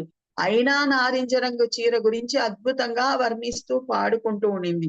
నువ్వు కూడా నీలోనూ అంతటా ఉన్న సాయినాథుడిని వర్ణించుకుంటూ, పాడుకుంటూ, ఆనందంగా నీ కర్తవ్యాల్ని చేసుకుంటూ ఉండొచ్చు. అప్పుడు నీ మనసుకు సుఖము తాకదు, దుఃఖము తాకదు. ఎల్లవేళలా ఆనందంగానే ఉంటావు. ఆనందో బ్రహ్మే ఇతి అంటారు. ఆనందమే బ్రహ్మస్వరూపము అని దానికి అర్థం. ఇవన్నీ కూడా మనకి ఈశావాస్య భావార్థ బోధనము అనే లీలలో బాబా మనకు అందిస్తారు. ఇంకొక అద్భుతమైన పాయింట్, అత్యంత అద్భుతమైన పాయింట్. ఆ పని పిల్లలో కూడా ఉన్నది నేనే. సమయానికి ఎట్లాగైతే ఔరంగాబాద్ గారికి ఆ పాటే గుర్తొచ్చి, ఆ పాటే 19వ అధ్యాయంలో పాడిచ్చాడో, ఇక్కడ కూడా ఆ అమ్మాయికి కూడా ఎన్నో పాటలొచ్చుంటాయిగా. సమయానికి సరిగ్గా ఆ పాటే గుర్తొచ్చేటట్టు చేసి, ఆ నారింజ రంగు చీరను గురించి పాడేటట్టు చేసి, ఆ బిడ్డ పాడుతున్న దానికి కరెక్ట్‌గా మ్యాచ్ అయ్యేటట్టు చీరను కూడా ఆ బిడ్డకిప్పిచ్చాడు. బాబా ఎవరి కోరికను వదిలిపెట్టడండి. బాబా యొక్క అద్భుతమైన చర్యలు అవే. మనం మొన్న కూడా చెప్పుకున్నాం. ఒక టీ తాగాలన్నా కోరికను వదిలిపెట్టాడు. కిళ్ళి తినాలన్నా కోరికని వదిలిపెట్టాడు. మరి ఈ బిడ్డ ఆ చీర గురించి ఎన్ని రోజుల నుంచి పాడుకుంటూ ఉందో, ఈ బిడ్డ కోరికను కూడా తీర్చాలిగా. తీరుస్తూ నీకు జ్ఞానాన్ని అందియాలిగా. అందిస్తూ తద్వారా ఆ పని పిల్లలో ఉన్నది కూడా నేనే అన్న బోధ మనకు చెయ్యాలిగా. ఇన్ని దాగుంటాయి కాబట్టే ఒక లీల చేసేటప్పుడే ఇంతమందిని కలుపుతాడు బాబా. ఇంతమందికి ప్రయోజనాన్ని కలిగిస్తాడు బాబా. తద్వారా మనకు బోధ చేస్తాడు. మనకు కూడా బోధ చేస్తాడు. లేకపోతే అక్కడ ఆ పాటే పాడకపోతే ఆ బిడ్డకి చీర కొనియాలన్నటువంటి ధ్యాస మన మన దాసగణ గారికి వస్తుందా? లేకపోతే మోరేశ్వర్ గారితో చెప్తారా? ఆ చీర తీసుకొనొస్తారా? ఇస్తారా? ఆ బిడ్డ కట్టుకొని ఆనందిస్తుందా? ఆలోచించి చూడండి. పని పిల్లకి ఎవరన్నా కొనిస్తామా గబక్కన కొనియుగా. సాయినాథుడి ప్రేమ అంత గొప్పది. ఆ బిడ్డలో ఉన్నది కూడా ఆయనే. ఆ బిడ్డ కోరికను తీర్చడానికి చేసింది ఆయనే. ఆ బిడ్డ ద్వారా దాసగణ గారికి లభించవలసినటి క్లారిటీని అందించింది కూడా ఆయనే. నువ్వు చూసే దృష్టిని పట్టే సమస్తం ఉంటుంది. నీ దృష్టి మారాలి, సృష్టి మారదు. నీ దృష్టి మారితే దైన్య స్థితి మారిపోతుంది. నీ దృష్టి మారితే ఆ పని పిల్ల కూడా నీకు పరమాత్మ స్వరూపంగా కనిపిస్తుంది. ఆ బిడ్డ కట్టుకున్న ఆ చింకి గుడ్డ కూడా నీకు ఈశ్వరుని అంశగా కనిపిస్తుంది. ఆ మాటే వస్తుంది. చింకి గుడ్డ కూడా ఈశ్వరుని అంశే. ఆ పని పిల్ల నేను కాక మరి ఎవరు అంటాడు బాబా. ఎంత అద్భుతమైన మాట. మామూలుగా చాలా మంది ఏం చెప్తారంటే పని పిల్లలో కూడా బాబా ఉన్నాడు, ఎదురింటి వాళ్ళల్లో బాబా ఉన్నాడు, పక్కింటి వాళ్ళల్లో ఉన్నాడంటే ఆయన ఒకడు, ఆయనలో ఉన్న బాబా ఒకడు, రెండుగా అయిపోతుంది. అని బాబా చెప్తాడు, ఆ పని పిల్ల నేను కాక మరెవరు. ఇలాంటి పని పిల్ల ఉదంతమే నానాసాహెబ్ చంద్రకర్ జీవితంలో కూడా జరుగుతుంది. పని పిల్ల కాదా, ఒక బిచ్చగత్తలాగా వస్తాడు బాబా. ఒకసారి ఇస్తారు, వెళ్ళదు, మళ్ళీ అడుగుతుంది, రెండోసారి ఇస్తారు, వెళ్ళదు, మళ్ళీ మూడోసారి. ఈసారి విసుగొచ్చి ఆమె మీద కేకేస్తాడు నానాసాహెబ్ చంద్ర. ఇక్కడ వచ్చేటటికి బాబా బుంగమూతి పెట్టుకొని ఉంటాడు. ఏమైందో అర్థం కాదు. ఏమైంది బాబా అని అడుగుతాడు. ఒరే, ఎందుకురా నన్ను అంతగా కసిరావు? ఇవ్వలేనంటే ఇవ్వలేనని చెప్పొచ్చుగా, నన్ను ఎందుకు మెడపెట్టి గెంటియమని చెప్పావు? ఎందుకు కసురుకున్నావు అని అడుగుతాడు. అంటే ఆ బిచ్చగత్త నేను కాక మరి ఎవరు? ఆ పని పిల్ల నేను కాక మరి ఎవరు? నువ్వు ఎవరిని తిట్టినా, ఎవరిని బాధ పెట్టినా నన్నే బాధ పెట్టినట్టు. ఎవరి నోటికి ముద్దను అందించినా నాకే అందించినట్టు. ఇదొక్కటేనండి సాయి సూక్తి మనం గుర్తు పెట్టుకోవాల్సి. ఎందువల్ల ఆయా ఆయా రూపాలలో ఉన్నది ఆయనే కాబట్టి. ఈ అద్భుతమైన జ్ఞానాన్ని కూడా ఈ లీలలో మనకు అందిస్తాడు బాబు. అప్పుడు నువ్వు ఏ దృష్టితో చూడాలి ఈ విశ్వాన్ని, ఏ దృష్టితో చూడాలి నీ చుట్టూ ఉన్న వాళ్ళని, ఆ దాత, ఆ దానం ఇవ్వబడే వస్తువు, ఆ ధ్యేయం, మూడు కూడా సాయి కాక మరి ఎవరు? దాత ఎవరు? మోరేశ్వరు. పుచ్చుకుంటున్నది ఎవరు? పని పిల్ల. ఇస్తున్న వస్తువు ఏమిటి? చీర. ఆ మూడు కూడా సాయి కాక మరి ఎవరు? నువ్వు చీర కదా అది అనుకుంటున్నావు, చింకి గుడ్డే నేనైనప్పుడు పట్టు చీర నేను కాదా అంటున్నాడు బాబా. ఎంత అద్భుతమైన క్లారిటీ ఇస్తాడు అక్కడ. ఎంత అద్భుతమైన క్లారిటీ ఇస్తారు. నువ్వు చూస్తున్న ప్రతి జడ జీవము నేనే, నేనే, నేనే అన్న క్లారిటీ ఇస్తాడు. అందువల్లే యమాద్రి పంత్ అక్కడ అద్భుతమైన ఒక పదం వాడతాడు, తానే నేనుగా నిర్విశేషంగా నిండి ఉన్నాడు అన్న పదం వాడతాడు. అలా దాసగను గారి సందేహం నివృత్తి అయింది. అక్కడ ఒక పదం ఇస్తాడు. మనం వాటినంతా వచ్చే వారం ఇంపార్టెంట్ పాయింట్లు చాలా ఉన్నాయి ఈ అధ్యాయం. వాటిని మనం చర్చించుకుందాం, జ్ఞానవంతమైన చర్చ చేసుకుందాం. కానీ ఒక్క విషయం చెప్తాడు, అద్భుతమైన మాట. మనసులోని భావాన్ని బట్టే సుఖము దుఃఖము. ఒకరికి చిన్న సూది గుచ్చుకుంటుంది, లబలబలబా మొత్తుకుంటారు. ఒకరి గొడ్డలి వేటు తగులుతుంది, ఏమోలేండి కాళ్ళు మొత్తం పోవాల్సింది, వేలొక్కటే పోయింది, భగవంతుడు అంతవరకు మేలు చేశాడు అనుకుంటాడు. నువ్వు ఎలా స్వీకరిస్తావో దాన్ని బట్టి దుఃఖం స్థాయి ఉంటుంది. సూది గుచ్చుకున్నా నువ్వు మొత్తుకుంటున్నావు అంటే దుఃఖాన్ని పెద్దదిగా చూస్తున్నావు, స్వీకరిస్తున్నావు. గొడ్డలి వేటు తగిలినా కూడా సింపుల్ గా తీసుకోగలిగితే నువ్వు సాయిని చూస్తున్నట్టు అర్థం. నా తండ్రి నాతో ఉన్నాడు కాబట్టి ఇంతటితో పోయింది అనగలుగుతాం మనం. అప్పుడు ఆ దుఃఖం కూడా సుఖం అయిపోతుంది. సో నీ మనసులోని భావాన్ని బట్టే దుఃఖం అనేది ఉంటుంది తప్ప, దుఃఖమో సుఖమో మనకుండదు. మనం సాయితో ఉంటే ఎల్లవేళలా ఆనందమే ఉంటుంది. దానికి ఆయన లీలల్ని స్మరించుకుంటూ ఉండాలి, దానికి ఆయన లీలల్ని మననం చేసుకుంటూ ఉండాలి, దానికి ఆయన లీలల్ని చిత్రీకరించుకుంటూ ఉండాలి, చిత్రీకరించుకొని అనుభవించుకుంటూ ఉండాలి. హిమాద్రి పంత్ చెప్తాడు, చిత్రీకరించుకొని అనుభవించిన వారు ధన్యభాగ్యులు, ధన్యభాగ్యులు. అలా దాసగణ గారు బాబా దగ్గరికి రావడం, ఆ ప్రశ్నించడం, బాబా కూడా వ్యంగ్యంగా అంతా కుశలమేనా, ఎక్కడి నుంచి రాక, నీ మనస్సు ప్రసన్నంగా ఉందా లేదా? ఆ మాట చూడండి. బాబాకు కావాల్సింది మన మనస్సులు ప్రసన్నంగా ఉండడం, మనం ఎల్లవేళలా ఆనందంగా ఉండడం. నువ్వు ఎట్లాగైతే నీ బిడ్డలు ఆనందంగా ఉండాలని కోరుకుంటామో మనము, అలా మన తండ్రి కూడా ఎల్లవేళలా మనం ఆనందంగా ఉండాలని కోరుకుంటాడు. ఆ ఆనందాన్ని నేనే ఇస్తాను. ఎప్పుడు ఇస్తాను? 2వ అధ్యాయంలో చెప్తాడు. ఇంట, బయట ఎక్కడున్నా నన్ను గుర్తుంచుకుంటే నీ మనసుకి శాంతి లభిస్తుంది. అటువంటి శాంతి ఈ లీలల ద్వారా మనకి లభించాలి.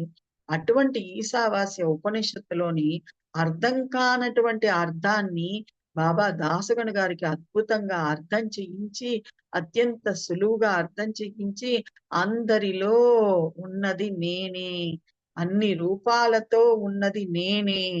మళ్ళీ ఇక్కడ మనకొక సందేహం రావచ్చు. అందరిలో ఉన్నది బాబానే కాబట్టి తాగుబోతోళ్ళతోనో, తిరుగుబోతులతోనో మనం కూడా స్నేహం చేద్దాం అనిపించొచ్చు. అందుకే 2వ అధ్యాయంలోనే చెప్తాడు. 2వ అధ్యాయంలోనే చెప్తాడు. ఎవరైతే ఆచారహీనులు, శీలభ్రష్టులు, మంచి చెడు తారతమ్యం తెలియని వారు ఉంటారో వాళ్ళ సహవాసాన్ని విడిచిపెట్టాలి. వారి నీడలోనైనా వాళ్ళలో కూడా బాబానే ఉన్నాడు. కానీ వాడు గుర్తించక వాడి మనస్సు చెప్పినట్టు ప్రవర్తిస్తూ ఉన్నాడు.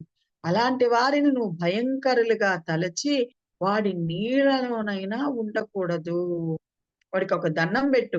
బాబా నువ్వు వాళ్ళలో కూడా నువ్వే ఉన్నావయ్యా అని ఒక దండం పెట్టి పక్కకు వచ్చేసేయాలే గాని అందరిలో బాబా ఉన్నాడు కదా అని మనం చెడు ప్రవర్తన వైపుకు వెళ్ళకూడదు. ఎందువల్ల బాబా చెడు చేసే ప్రతి ఒక్కరిని మందలించాడు. 19వ అధ్యాయంలో అద్భుతంగా ఇస్తాడు. వాళ్ళ గుండెల మీద కూర్చొని గుద్దాడు ఎవరైనా తాగుబోతోడుంటే. ఇంకేదైనా పని చేస్తుంటే ఏంది సాహెబ్ ఈ పని అని అడిగాడు. చెయ్యమని చెప్పల బాబా. నింద చేసేవాడిని కూడా పిలిచి కూర్చోపెట్టుకొని పంది మలం తిన్నట్టు తింటున్నావురా అని చెప్పాడు బాబా.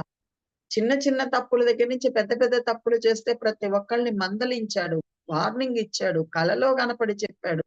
ఎన్నో రకాలుగా వాళ్ళని చక్కబరిచే పయనే చేశాడు బాబా. ఎందువల్లంటే మనకు ఒక అద్భుతమైన సందేహం కలుగుతుంది. అందరిలో బాబానే ఉన్నాడు అన్నప్పుడు వాళ్ళు కూడా బాబానే కదా, వాళ్ళతో స్నేహం చేద్దాం, వీళ్ళకు స్నేహం చేస్తాం అనిపిస్తుంది. అలాంటి వాళ్ళకు దూరంగా ఉండాలి. అలాంటి అలవాట్లు మనం కూడా చేసుకోకుండా ఉండాలి. అందరిలో సాయిని చూస్తూ సత్ప్రవర్తన కలిగి ఉండడమే ఈశావాస్య ఉపనిషత్తు యొక్క అసలైన అర్థం. దాన్ని పాటించాలి. ఆ ఈశావాస్య భావార్థం బోధనలో ఎటువంటి క్లారిటీలు వచ్చాయి, ఏమి చెప్పాడు బాబా, ఎందుకు పనిపిల్ల చేత చెప్పించాడు, తాను స్వయంగా చెప్పలేదు, ఇటువంటి లీలలు ఇంకెక్కడైనా బాబా చేస్తున్నాడా అన్న విషయాలన్నీ కూడా బాబా దయతలిస్తే అనుగ్రహిస్తే మళ్ళీ మనం కలుసుకున్నప్పుడు చెప్పుకుందాం. ఇటువంటి అద్భుతమైన అవకాశాన్ని కలిగించి ఇంత అద్భుతంగా చిత్రీకరించుకొని అనుభవించే అవకాశాన్ని కలిగించినటువంటి సాయినాథుడికి, ఇలా చిత్రీకరించుకోవాలని నేర్పించినటువంటి రమేష్ అన్న పాదాలకి, మనందరినీ ఒక చోట చేర్చి దీన్ని చెప్పుకునే అవకాశం కలిగించిన నరసింహారావు దంపతుల పాదాలకి, మనందరితో ఉన్న సాయినాథుడి పాదాలకి వందనం చేస్తూ శ్రీ సచ్చిదానంద సమర్థ సద్గురు సాయినాథ్ మహారాజ్ కి జై.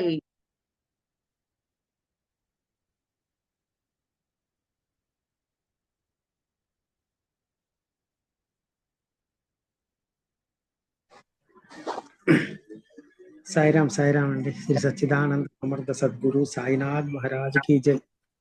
చాలా ఆనందం.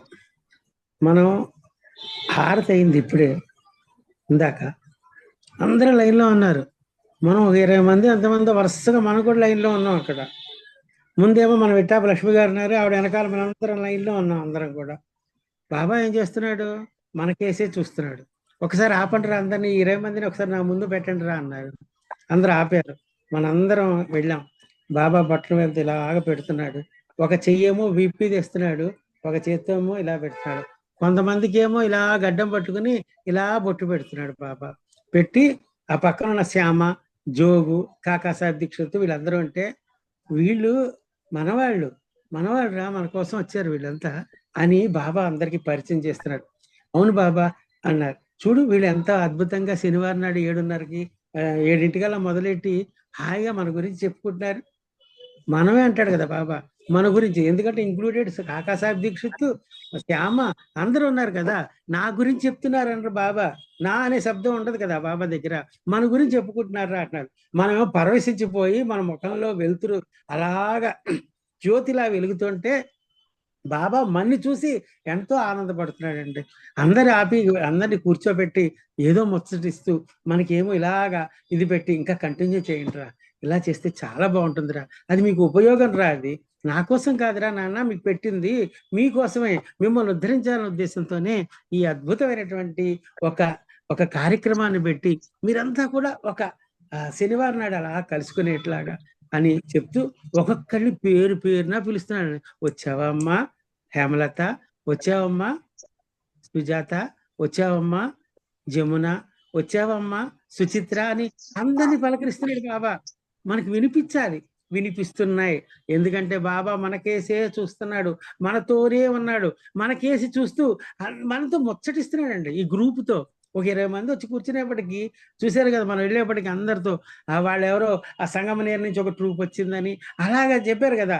అలాగా ISSB-ST తరఫున ఈ ట్రూప్ వచ్చేవాడికి రెండు ఆయన కూర్చోబెట్టి ఎంతగానో మాట్లాడుతున్నాడు నిజంగా. అలాగా సీన్ కనిపిస్తుంది ఇందాక నుంచి మాట్లాడుతూ ఉంటే. అది అద్భుతమైనటువంటి సీన్. అది వెనకాలేమో ధుని ఉంది, మనేమో ముందంతా కూర్చోబెడుతున్నాడు. ఆయనేమో తీయడం, గుప్పెళ్లతో తీయడం, దోశలతో తీయడం, మన జేబులో పోస్తున్నాడు, మన చేతిలో పోస్తున్నాడు, మన ఇది పెడుతున్నాడు. అసలు ఆయన ఎంత పారవస్యం చెందుతున్నారో, మనం ఎంత పారవస్యం చెందుతున్నామో నిజంగా. బాబా ఇందాక అన్నట్లు మనం భక్తులం కాదు, భక్తులు కూడా లక్షణాలు లేవు, వద్దు కూడా మనకి. మనం పిల్లలంటే ఏంటి, అప్పుడు మ్యూట్ ఆన్ చేసుకోండి. నరసింహారావు గారు మ్యూట్ లో పడిపోయింది. నరసింహారావు గారు మ్యూట్ లో పడిపోయింది. సుచిత్ర గారు మీరు.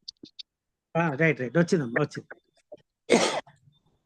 బాబా మనం ఎప్పుడు దగ్గర తీసుకుని మనం భక్తులం కాదు, బాబా పిల్లలం, స్వయంగా బాబా పిల్లలం. స్వయం పరమాత్మ అయినటువంటి బాబా మన కోసం వచ్చి మన ఆలింగనం చేసుకుని మనతో అన్ని ముచ్చటిస్తున్నారండి.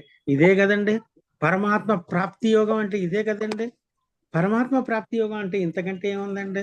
సాక్షాత్ పరమాత్మ మనని ఆదరించి దగ్గర తీసుకుని మనతో ముచ్చటిస్తూ అనేక విషయాలు మనకి ఇవన్నీ ప్రతి వారం చెప్తున్నారండి. నిజంగా ఈశావాసోపనిషత్తు చూడ్డానికి చిన్నదే ఒక 18 శ్లోకాలతో ఉన్నటువంటి ఈశావాసోపనిషత్తుకి అర్థం, ఉపనిషత్తుల్లో చాలా గ్రేట్ ఏదంటే ఈశావాసోపనిషత్తే చెప్తారు. ఉన్నది 18 అయినా అంటే సచ్చరిత్రలో చెప్పిందేనండి, సొంతం ఏం కాదు, నేనేం తెలియదేటువంటి కాదు. కానీ దాంట్లో ఉన్నటువంటి ఎంత గొప్ప విశేషం అంటే, ప్రతి చోట పరమాత్మ ఉన్నాడు, ప్రతి చోట కూడా ఆయన మన కోసం అనేకం నిర్మితం చేసి మన కోసం ఎదురు చూస్తూ ఉంటాడు. ఒక పని పిల్ల కాదు, లేకపోతే ఒక నిధి కాదు, ఏదైనా సరే మన కోసమే అన్ని కూడా ఏర్పాటు చేసి ప్రత్యక్షంగానో పరోక్షంగానో బాబా తన సందేశాన్ని మనకి పంపిస్తూ ఉంటారు. అన్ని బాబా చెప్పినట్టే జరుగుతాయండి. బాబా మాట్లాడా అనేటువంటి సందేహాలు చాలా మందికి ఉంటాయండి. ఇది కాదండి మాట్లాడడం అంటే. చాలా మంది అడుగుతుంటారు, బాబా మాట్లాడతారా, బాబా చేస్తారంటారు. మహానుభావులు కూడా అంటారు, ఏమనుకోవద్దు, కొంతమంది మహానుభావులు కూడా అంటారు బాబా మాట్లాడతారా, బాబా చేస్తారు. మరి ఇది ఏంటంటే ఇందాక నుంచి బాబా మాట్లాడుతున్నాడా, లక్ష్మి గారు మాట్లాడుతున్నారా? చెప్పండి ఒకసారి.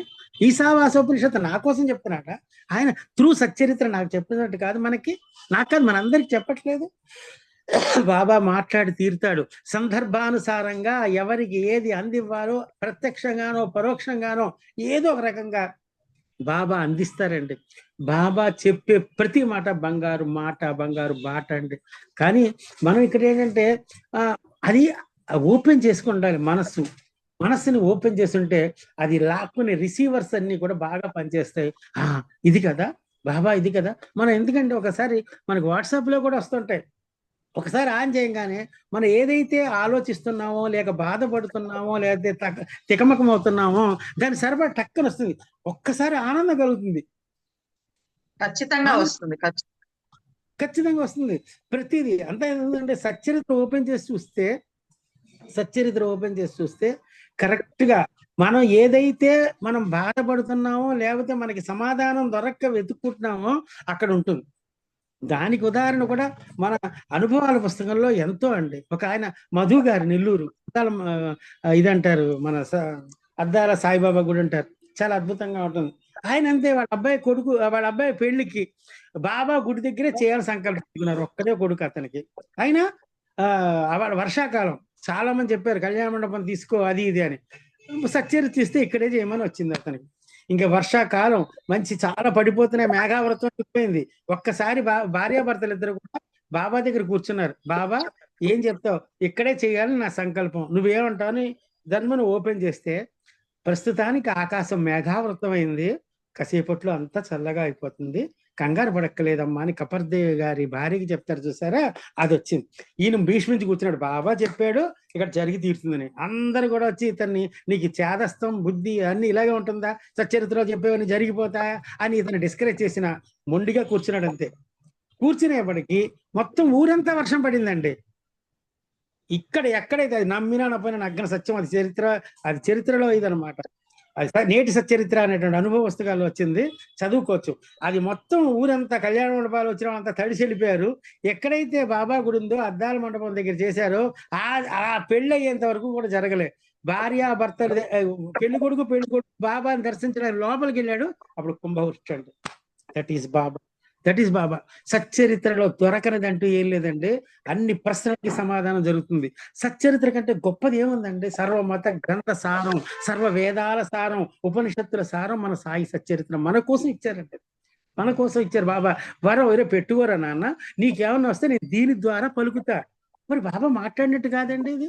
ఎవరో ఒక ఆవిడ, మనకి తెలియదు, ఒక ఆయన టక్కని మాట్లాడతారు. మాట్లాడినప్పుడు వాళ్ళకి తెలియదు ఏం మాట్లాడారు, కానీ అది మనకి సింక్ అవుతుందండి. ఆ సింక్ అవును కదా అని అప్పుడు మనకి తెలియదు, కొంచెం బయటికి రాగానే వెంటనే మనకి అర్థం అవుతుంది. ఇదేంటి ఇలా చెప్పాడు, ఈయనకి ఏం అర్థం కాదు కదా, ఎలా చెప్పాడు అని అంటారు. అదే బాబా యొక్క గొప్పతనం అండి. బాబా మాట్లాడతాడండి. మనం కొంచెం మొత్తం అన్ని వదిలేసి కాన్సన్ట్రేషన్ గా బాబా పాదాలు పట్టుకుని, నీవే తప్ప ఇతప్పరుగా కావవే ఈశ్వర. ఇందాక మన లక్ష్మి చెప్పింది కదా, ఇందాక ఏదో నేను చేయగలను, అదే ఆ గజేంద్ర మోక్షం మన కోసమే పెట్టాడు. నేను చేయగలను యుద్ధం చేస్తే 18 రోజుల్లో అవుట్ అయిపోయాడు. అప్పుడు చేతులు ఎత్తేసాడు, నీవే తప్ప ఇతంబరుగా కావవే ఈశ్వర, తావులు తప్పే మూర్ఛ వచ్చే అని పెట్టేప్పటికి దెబ్బతో పరిగెత్తి వచ్చాడు శ్రీనారాయణుడు. సాయి నారాయణుడు కూడా అంతేనండి, ముందే వచ్చేస్తాడు. మనకి తెలుసు బాబా విషయంలో ఏంటంటే, వీడు ఊరికే పిచ్చ డాంబికాలు మాట్లాడితే కానీ నేను పక్కనే ఉన్నాను రా, కసేపు అంతే. ఆయన ఎక్కువ టైం 18 రోజులు అన్నట్టు మనం బతుకుతాం, మనం వెళ్ళిపోతాం.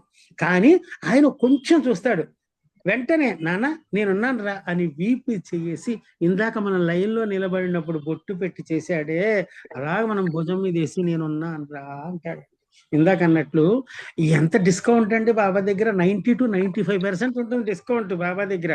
మనం ఇందాక అన్నట్ల గొడ్డలతో ఏదో వేలో లేదా సూది గుచ్చుకుంటే అంటే, ఒరే నీ గుణపం గుండెల్లో దిగాలరా, సూది చిన్న చిటిని వేల్లో గుచ్చాను రా, 95 డిస్కౌంట్ రా, 95% నీ కర్మలకి పోవాలి నువ్వు, కానీ నేను దగ్గరుండి చేసిన అంటాడు. అలాగా బాబా మనకి ఎప్పటికప్పుడు ఎంత ఆనందాన్ని కలిగిస్తున్నాడండి. ఇది అసలు ప్రపంచాన్ని మర్చిపోయి మైండ్ అంతా కూడా పరిపరి విధాలుగా వెళ్ళిపోయి పాటు చేసేసుకుంటున్న మనకి అదంతా క్లీన్ చేసి ఏ వారానికి ఆ వారం క్లీన్ చేసి అక్కడ ఓవరాలింగ్ అంటారు సార్, మొత్తం పార్ట్ అన్ని దిద్దుతున్నాడు, అన్ని చేసి మన నడిపిస్తున్నాడు. నిజంగా బాబా యొక్క గొప్పతనం ఇదేనండి. శ్రీ సచ్చిదానంద సమర్థ సద్గురు సాయినాథ్ మహారాజ్కి జై అండి. సాయిరామ్ అండి, సాయిరామ్. చెప్పండి సార్. నరసింహారావు గారు, మీరు చెప్పినట్టుగా ఈ లీల ఒక్కటే కాదు, 2-3 లీలలు బాబా స్వయంగా ఉన్నప్పుడే క్లారిటీలు వేరే వాళ్ళ చేత ఇప్పించారు. అదే నేను వచ్చే వారం చెప్తానని చెప్పాను. ఆయనే చెప్పొచ్చుగా, ఈశావాస్య ఉపనిషత్తు కూడా ఆయన కనుక చెప్పుంటే ఈ అధ్యాయంలో వస్తుంది ఆ మాట. ఆ పని పిల్లలో ఉన్నది కూడా ఆయనే, పని పిల్లలో జ్ఞానంగా ఉన్నది కూడా ఆయనే అనేది మనకి ఎలా తెలుస్తుంది అంటాడేమో త్రిపంత్. సో ఈ పని పిల్ల ఉదంతమే కాదు, ఇలాంటివి 2-3 ఉదంతాలు సచ్చరిత్రలో ఉన్నాయి. ధర్మ సందేహాలు ఎవరూ తీర్చలేని వాటిని బాబా వేరే వాళ్ళ ద్వారా చెప్పించి తీర్పిస్తారు. అవి మనం వచ్చే వారం బాబా దయతో చెప్పుకుందాం. మీరు అన్నట్టు దీనికి రేవే గారు కూడా ఒక అద్భుతమైన క్లారిఫికేషన్ ఇచ్చుంటారు, అది కూడా మనం చెప్పుకుందాం వచ్చేవారు. చెప్పండి నామలేశ్వర. సాయిరామ్ నరసరావు. ఇక్కడ మనం అత్యంత అమూల్యమైన ప్రసాదం శ్రీ సాయి సచ్చరిత్ర అని చెప్పాను. ఎలా ఏంటంటే, ఈ సచ్చరిత్రలోనే ఒక చోట ఉంటది, బాబా బ్రహ్మరూపంలో మసీదులో కూర్చుని ఉన్నారు. ఎలా కూర్చున్నారు? బ్రహ్మరూపంలో. అంటే ఈ సచ్చరిత్ర ఎవరిది? బ్రహ్మ చరిత్ర, బ్రహ్మానికి చరిత్ర, బ్రహ్మ విద్య. అంటే ఈ సచ్చరిత్ర ఇప్పుడు ఏమవుతుంది? బ్రహ్మ విద్య సాక్ష్య గ్రంథం. నచికేతుడు అడుగుతాడు యముడిని, నాకు విద్యల్లోకెల్లా గొప్ప విద్య ఏదయ్యా అంటే బ్రహ్మ విద్య, అది నేర్పించు నాకు అంటాడు. ఇది సాధ్యం కాదని అంట. కానీ నాకు అదే కావాలి అంటారు. సరే ఇస్తానంట, చెప్తాడు. కానీ ఈ ఆధునిక యుగంలో, కలియుగంలో, especially in this modern age, ఈ ఆధునిక యుగంలో బ్రహ్మ విద్య ఎలాగా సచరిత్ర ద్వారా. సచరిత్రే బ్రహ్మ విద్య. ఆ సచరిత్ర చదివితే చాలు మనం అంతటి అమోఘమైన వరాన్ని బాబా సచరిత్ర ద్వారా మనకి ప్రసాదించారు. నెక్స్ట్ ఇంకోటి ఏంటంటే, సాయి వంటి అనుగ్రహ చక్రం ఉండంగా, బాబా వంటి అనుగ్రహ చక్రం ఉండంగా నాకేంటి దిగులు? ఒక దాసుగానికేనా? కాదు, మనకేంటి దిగులు పడాల్సిన అవసరం లేదు. ఏదైనా ఇంట్లో కూర్చుని కూడా అడిగితే నీ సమస్యను తీర్చేస్తాను అనుకుంటున్నాడు బాబా. అది ఈ అవతార యొక్క విశిష్టత. అప్పుడు ఆయనే, యుగాలుగా ఆయనే, అన్ని అవతారాలు ఆయనవే, ఈ మోడర్న్ ఏజ్ లో కూడా ఆయనే. నెక్స్ట్ ఇంకోటి, ఆ పనిపిల్ల.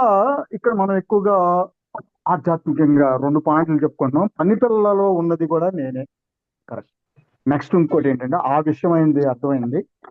బాబా 32 అధ్యాయంలో చెప్తారు, నా పరిధానానికి మెచ్చి నా గురువు నాకు చెరీషల్లా కప్పారు, తలకి బాగా పెట్టారు, వాడిని పెట్టిలో పెట్టి దాచుకున్నాను అని చెప్పి.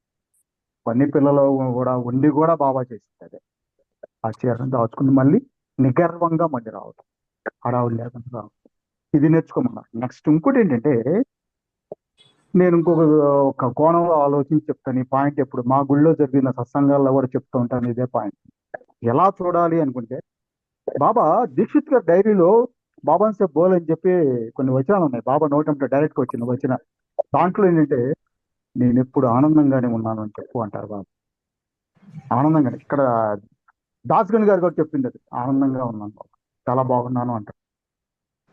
అది చెప్తారు బాబా. నేను అప్పుడు ఆనందంగా ఉన్నాను, ఎప్పుడు ఆనందంగానే ఉన్నాను. ఎందుకంటే బాబా వంటి అనుగ్రహ చక్రం ఉండగా మనం ఎందుకు దిగులుగా ఉండాలి.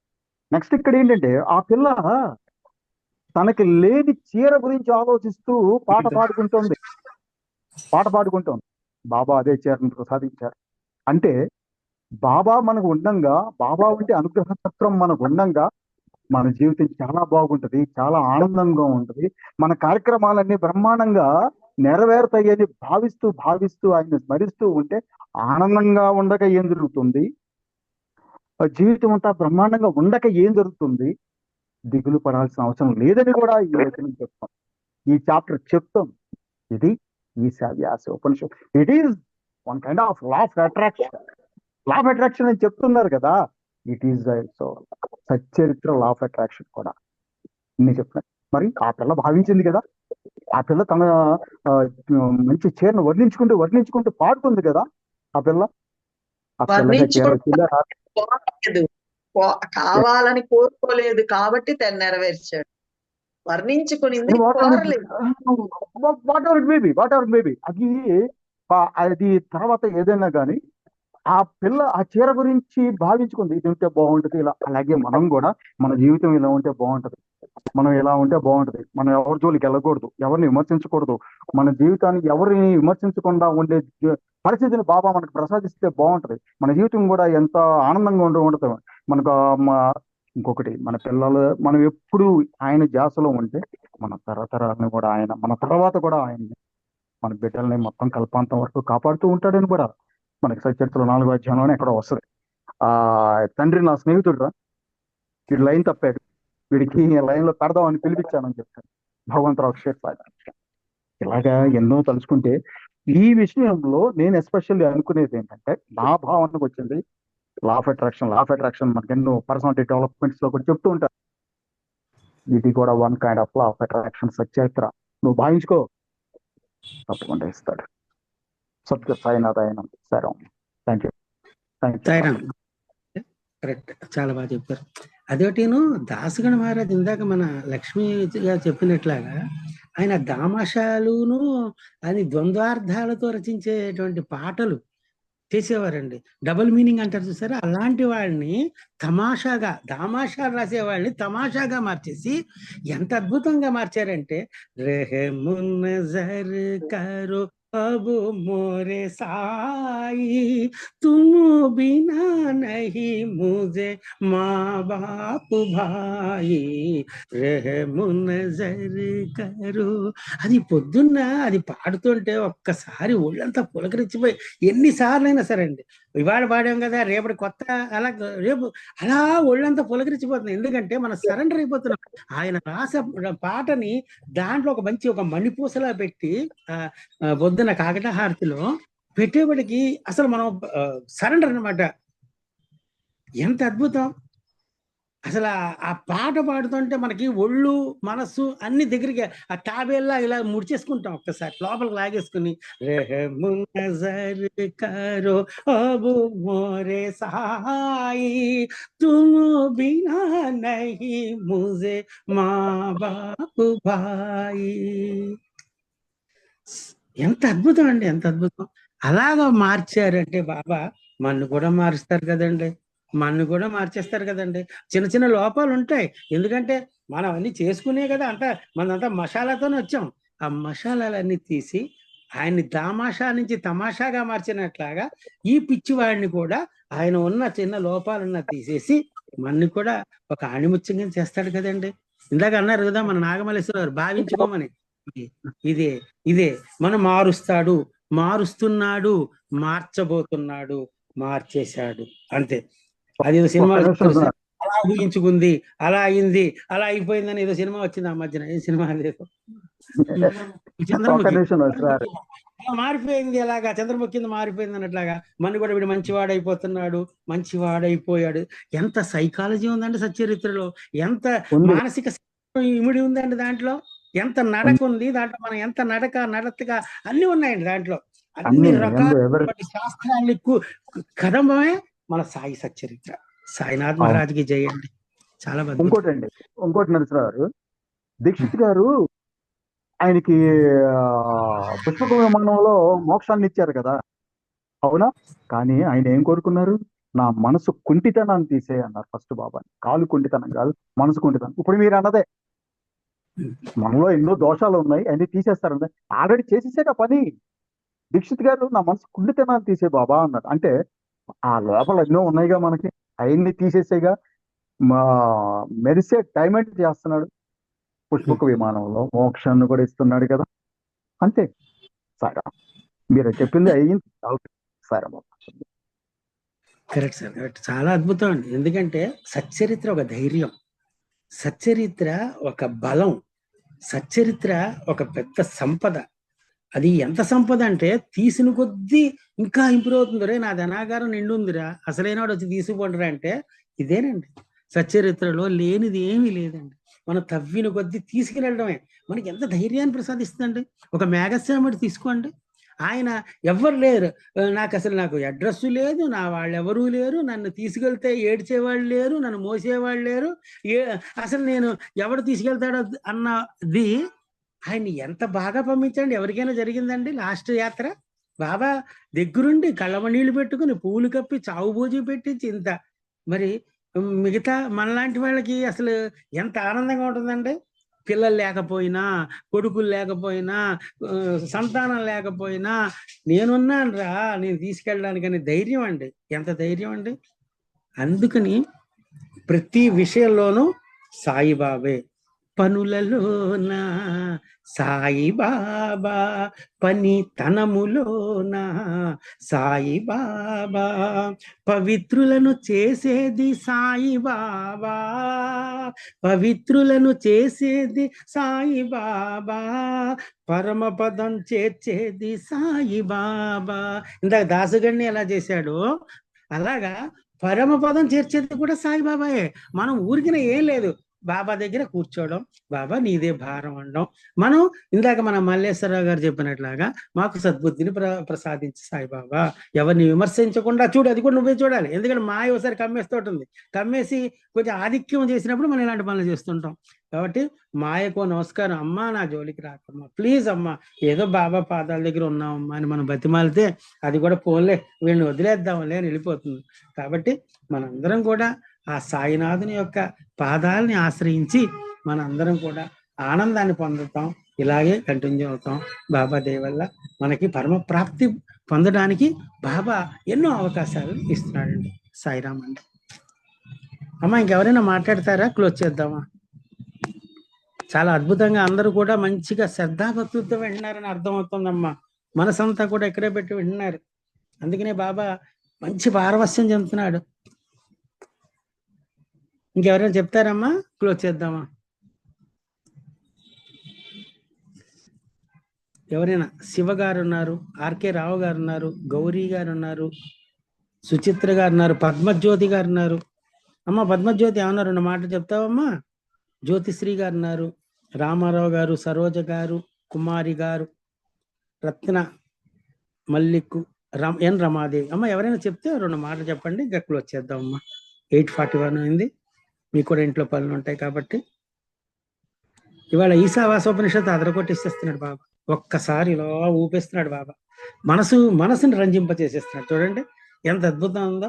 అక్కడ పిక్చర్ కనిపిస్తుంది. ఆ పని పిల్ల, అంట్లు తోమడం, ఆ చింకు గుడ్డలు, అక్కడ ప్రధాన్ గారు, దీక్షిత్ గారు, దాసుగను, ద్వారకామాయి.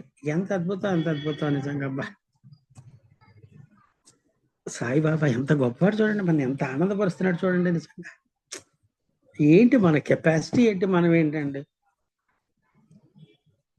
ఆయన మన దగ్గరికి వస్తాడు, వచ్చి మనం తీసుకెళ్తాడు, కొత్తగా రెక్కలు ఇచ్చేస్తాడు. పదండి రా ఎగరండి, మీకేం ట్రైను బుకింగ్ ఏం అక్కలే, డైరెక్ట్ వచ్చి కూర్చోండి రా అంటాడు.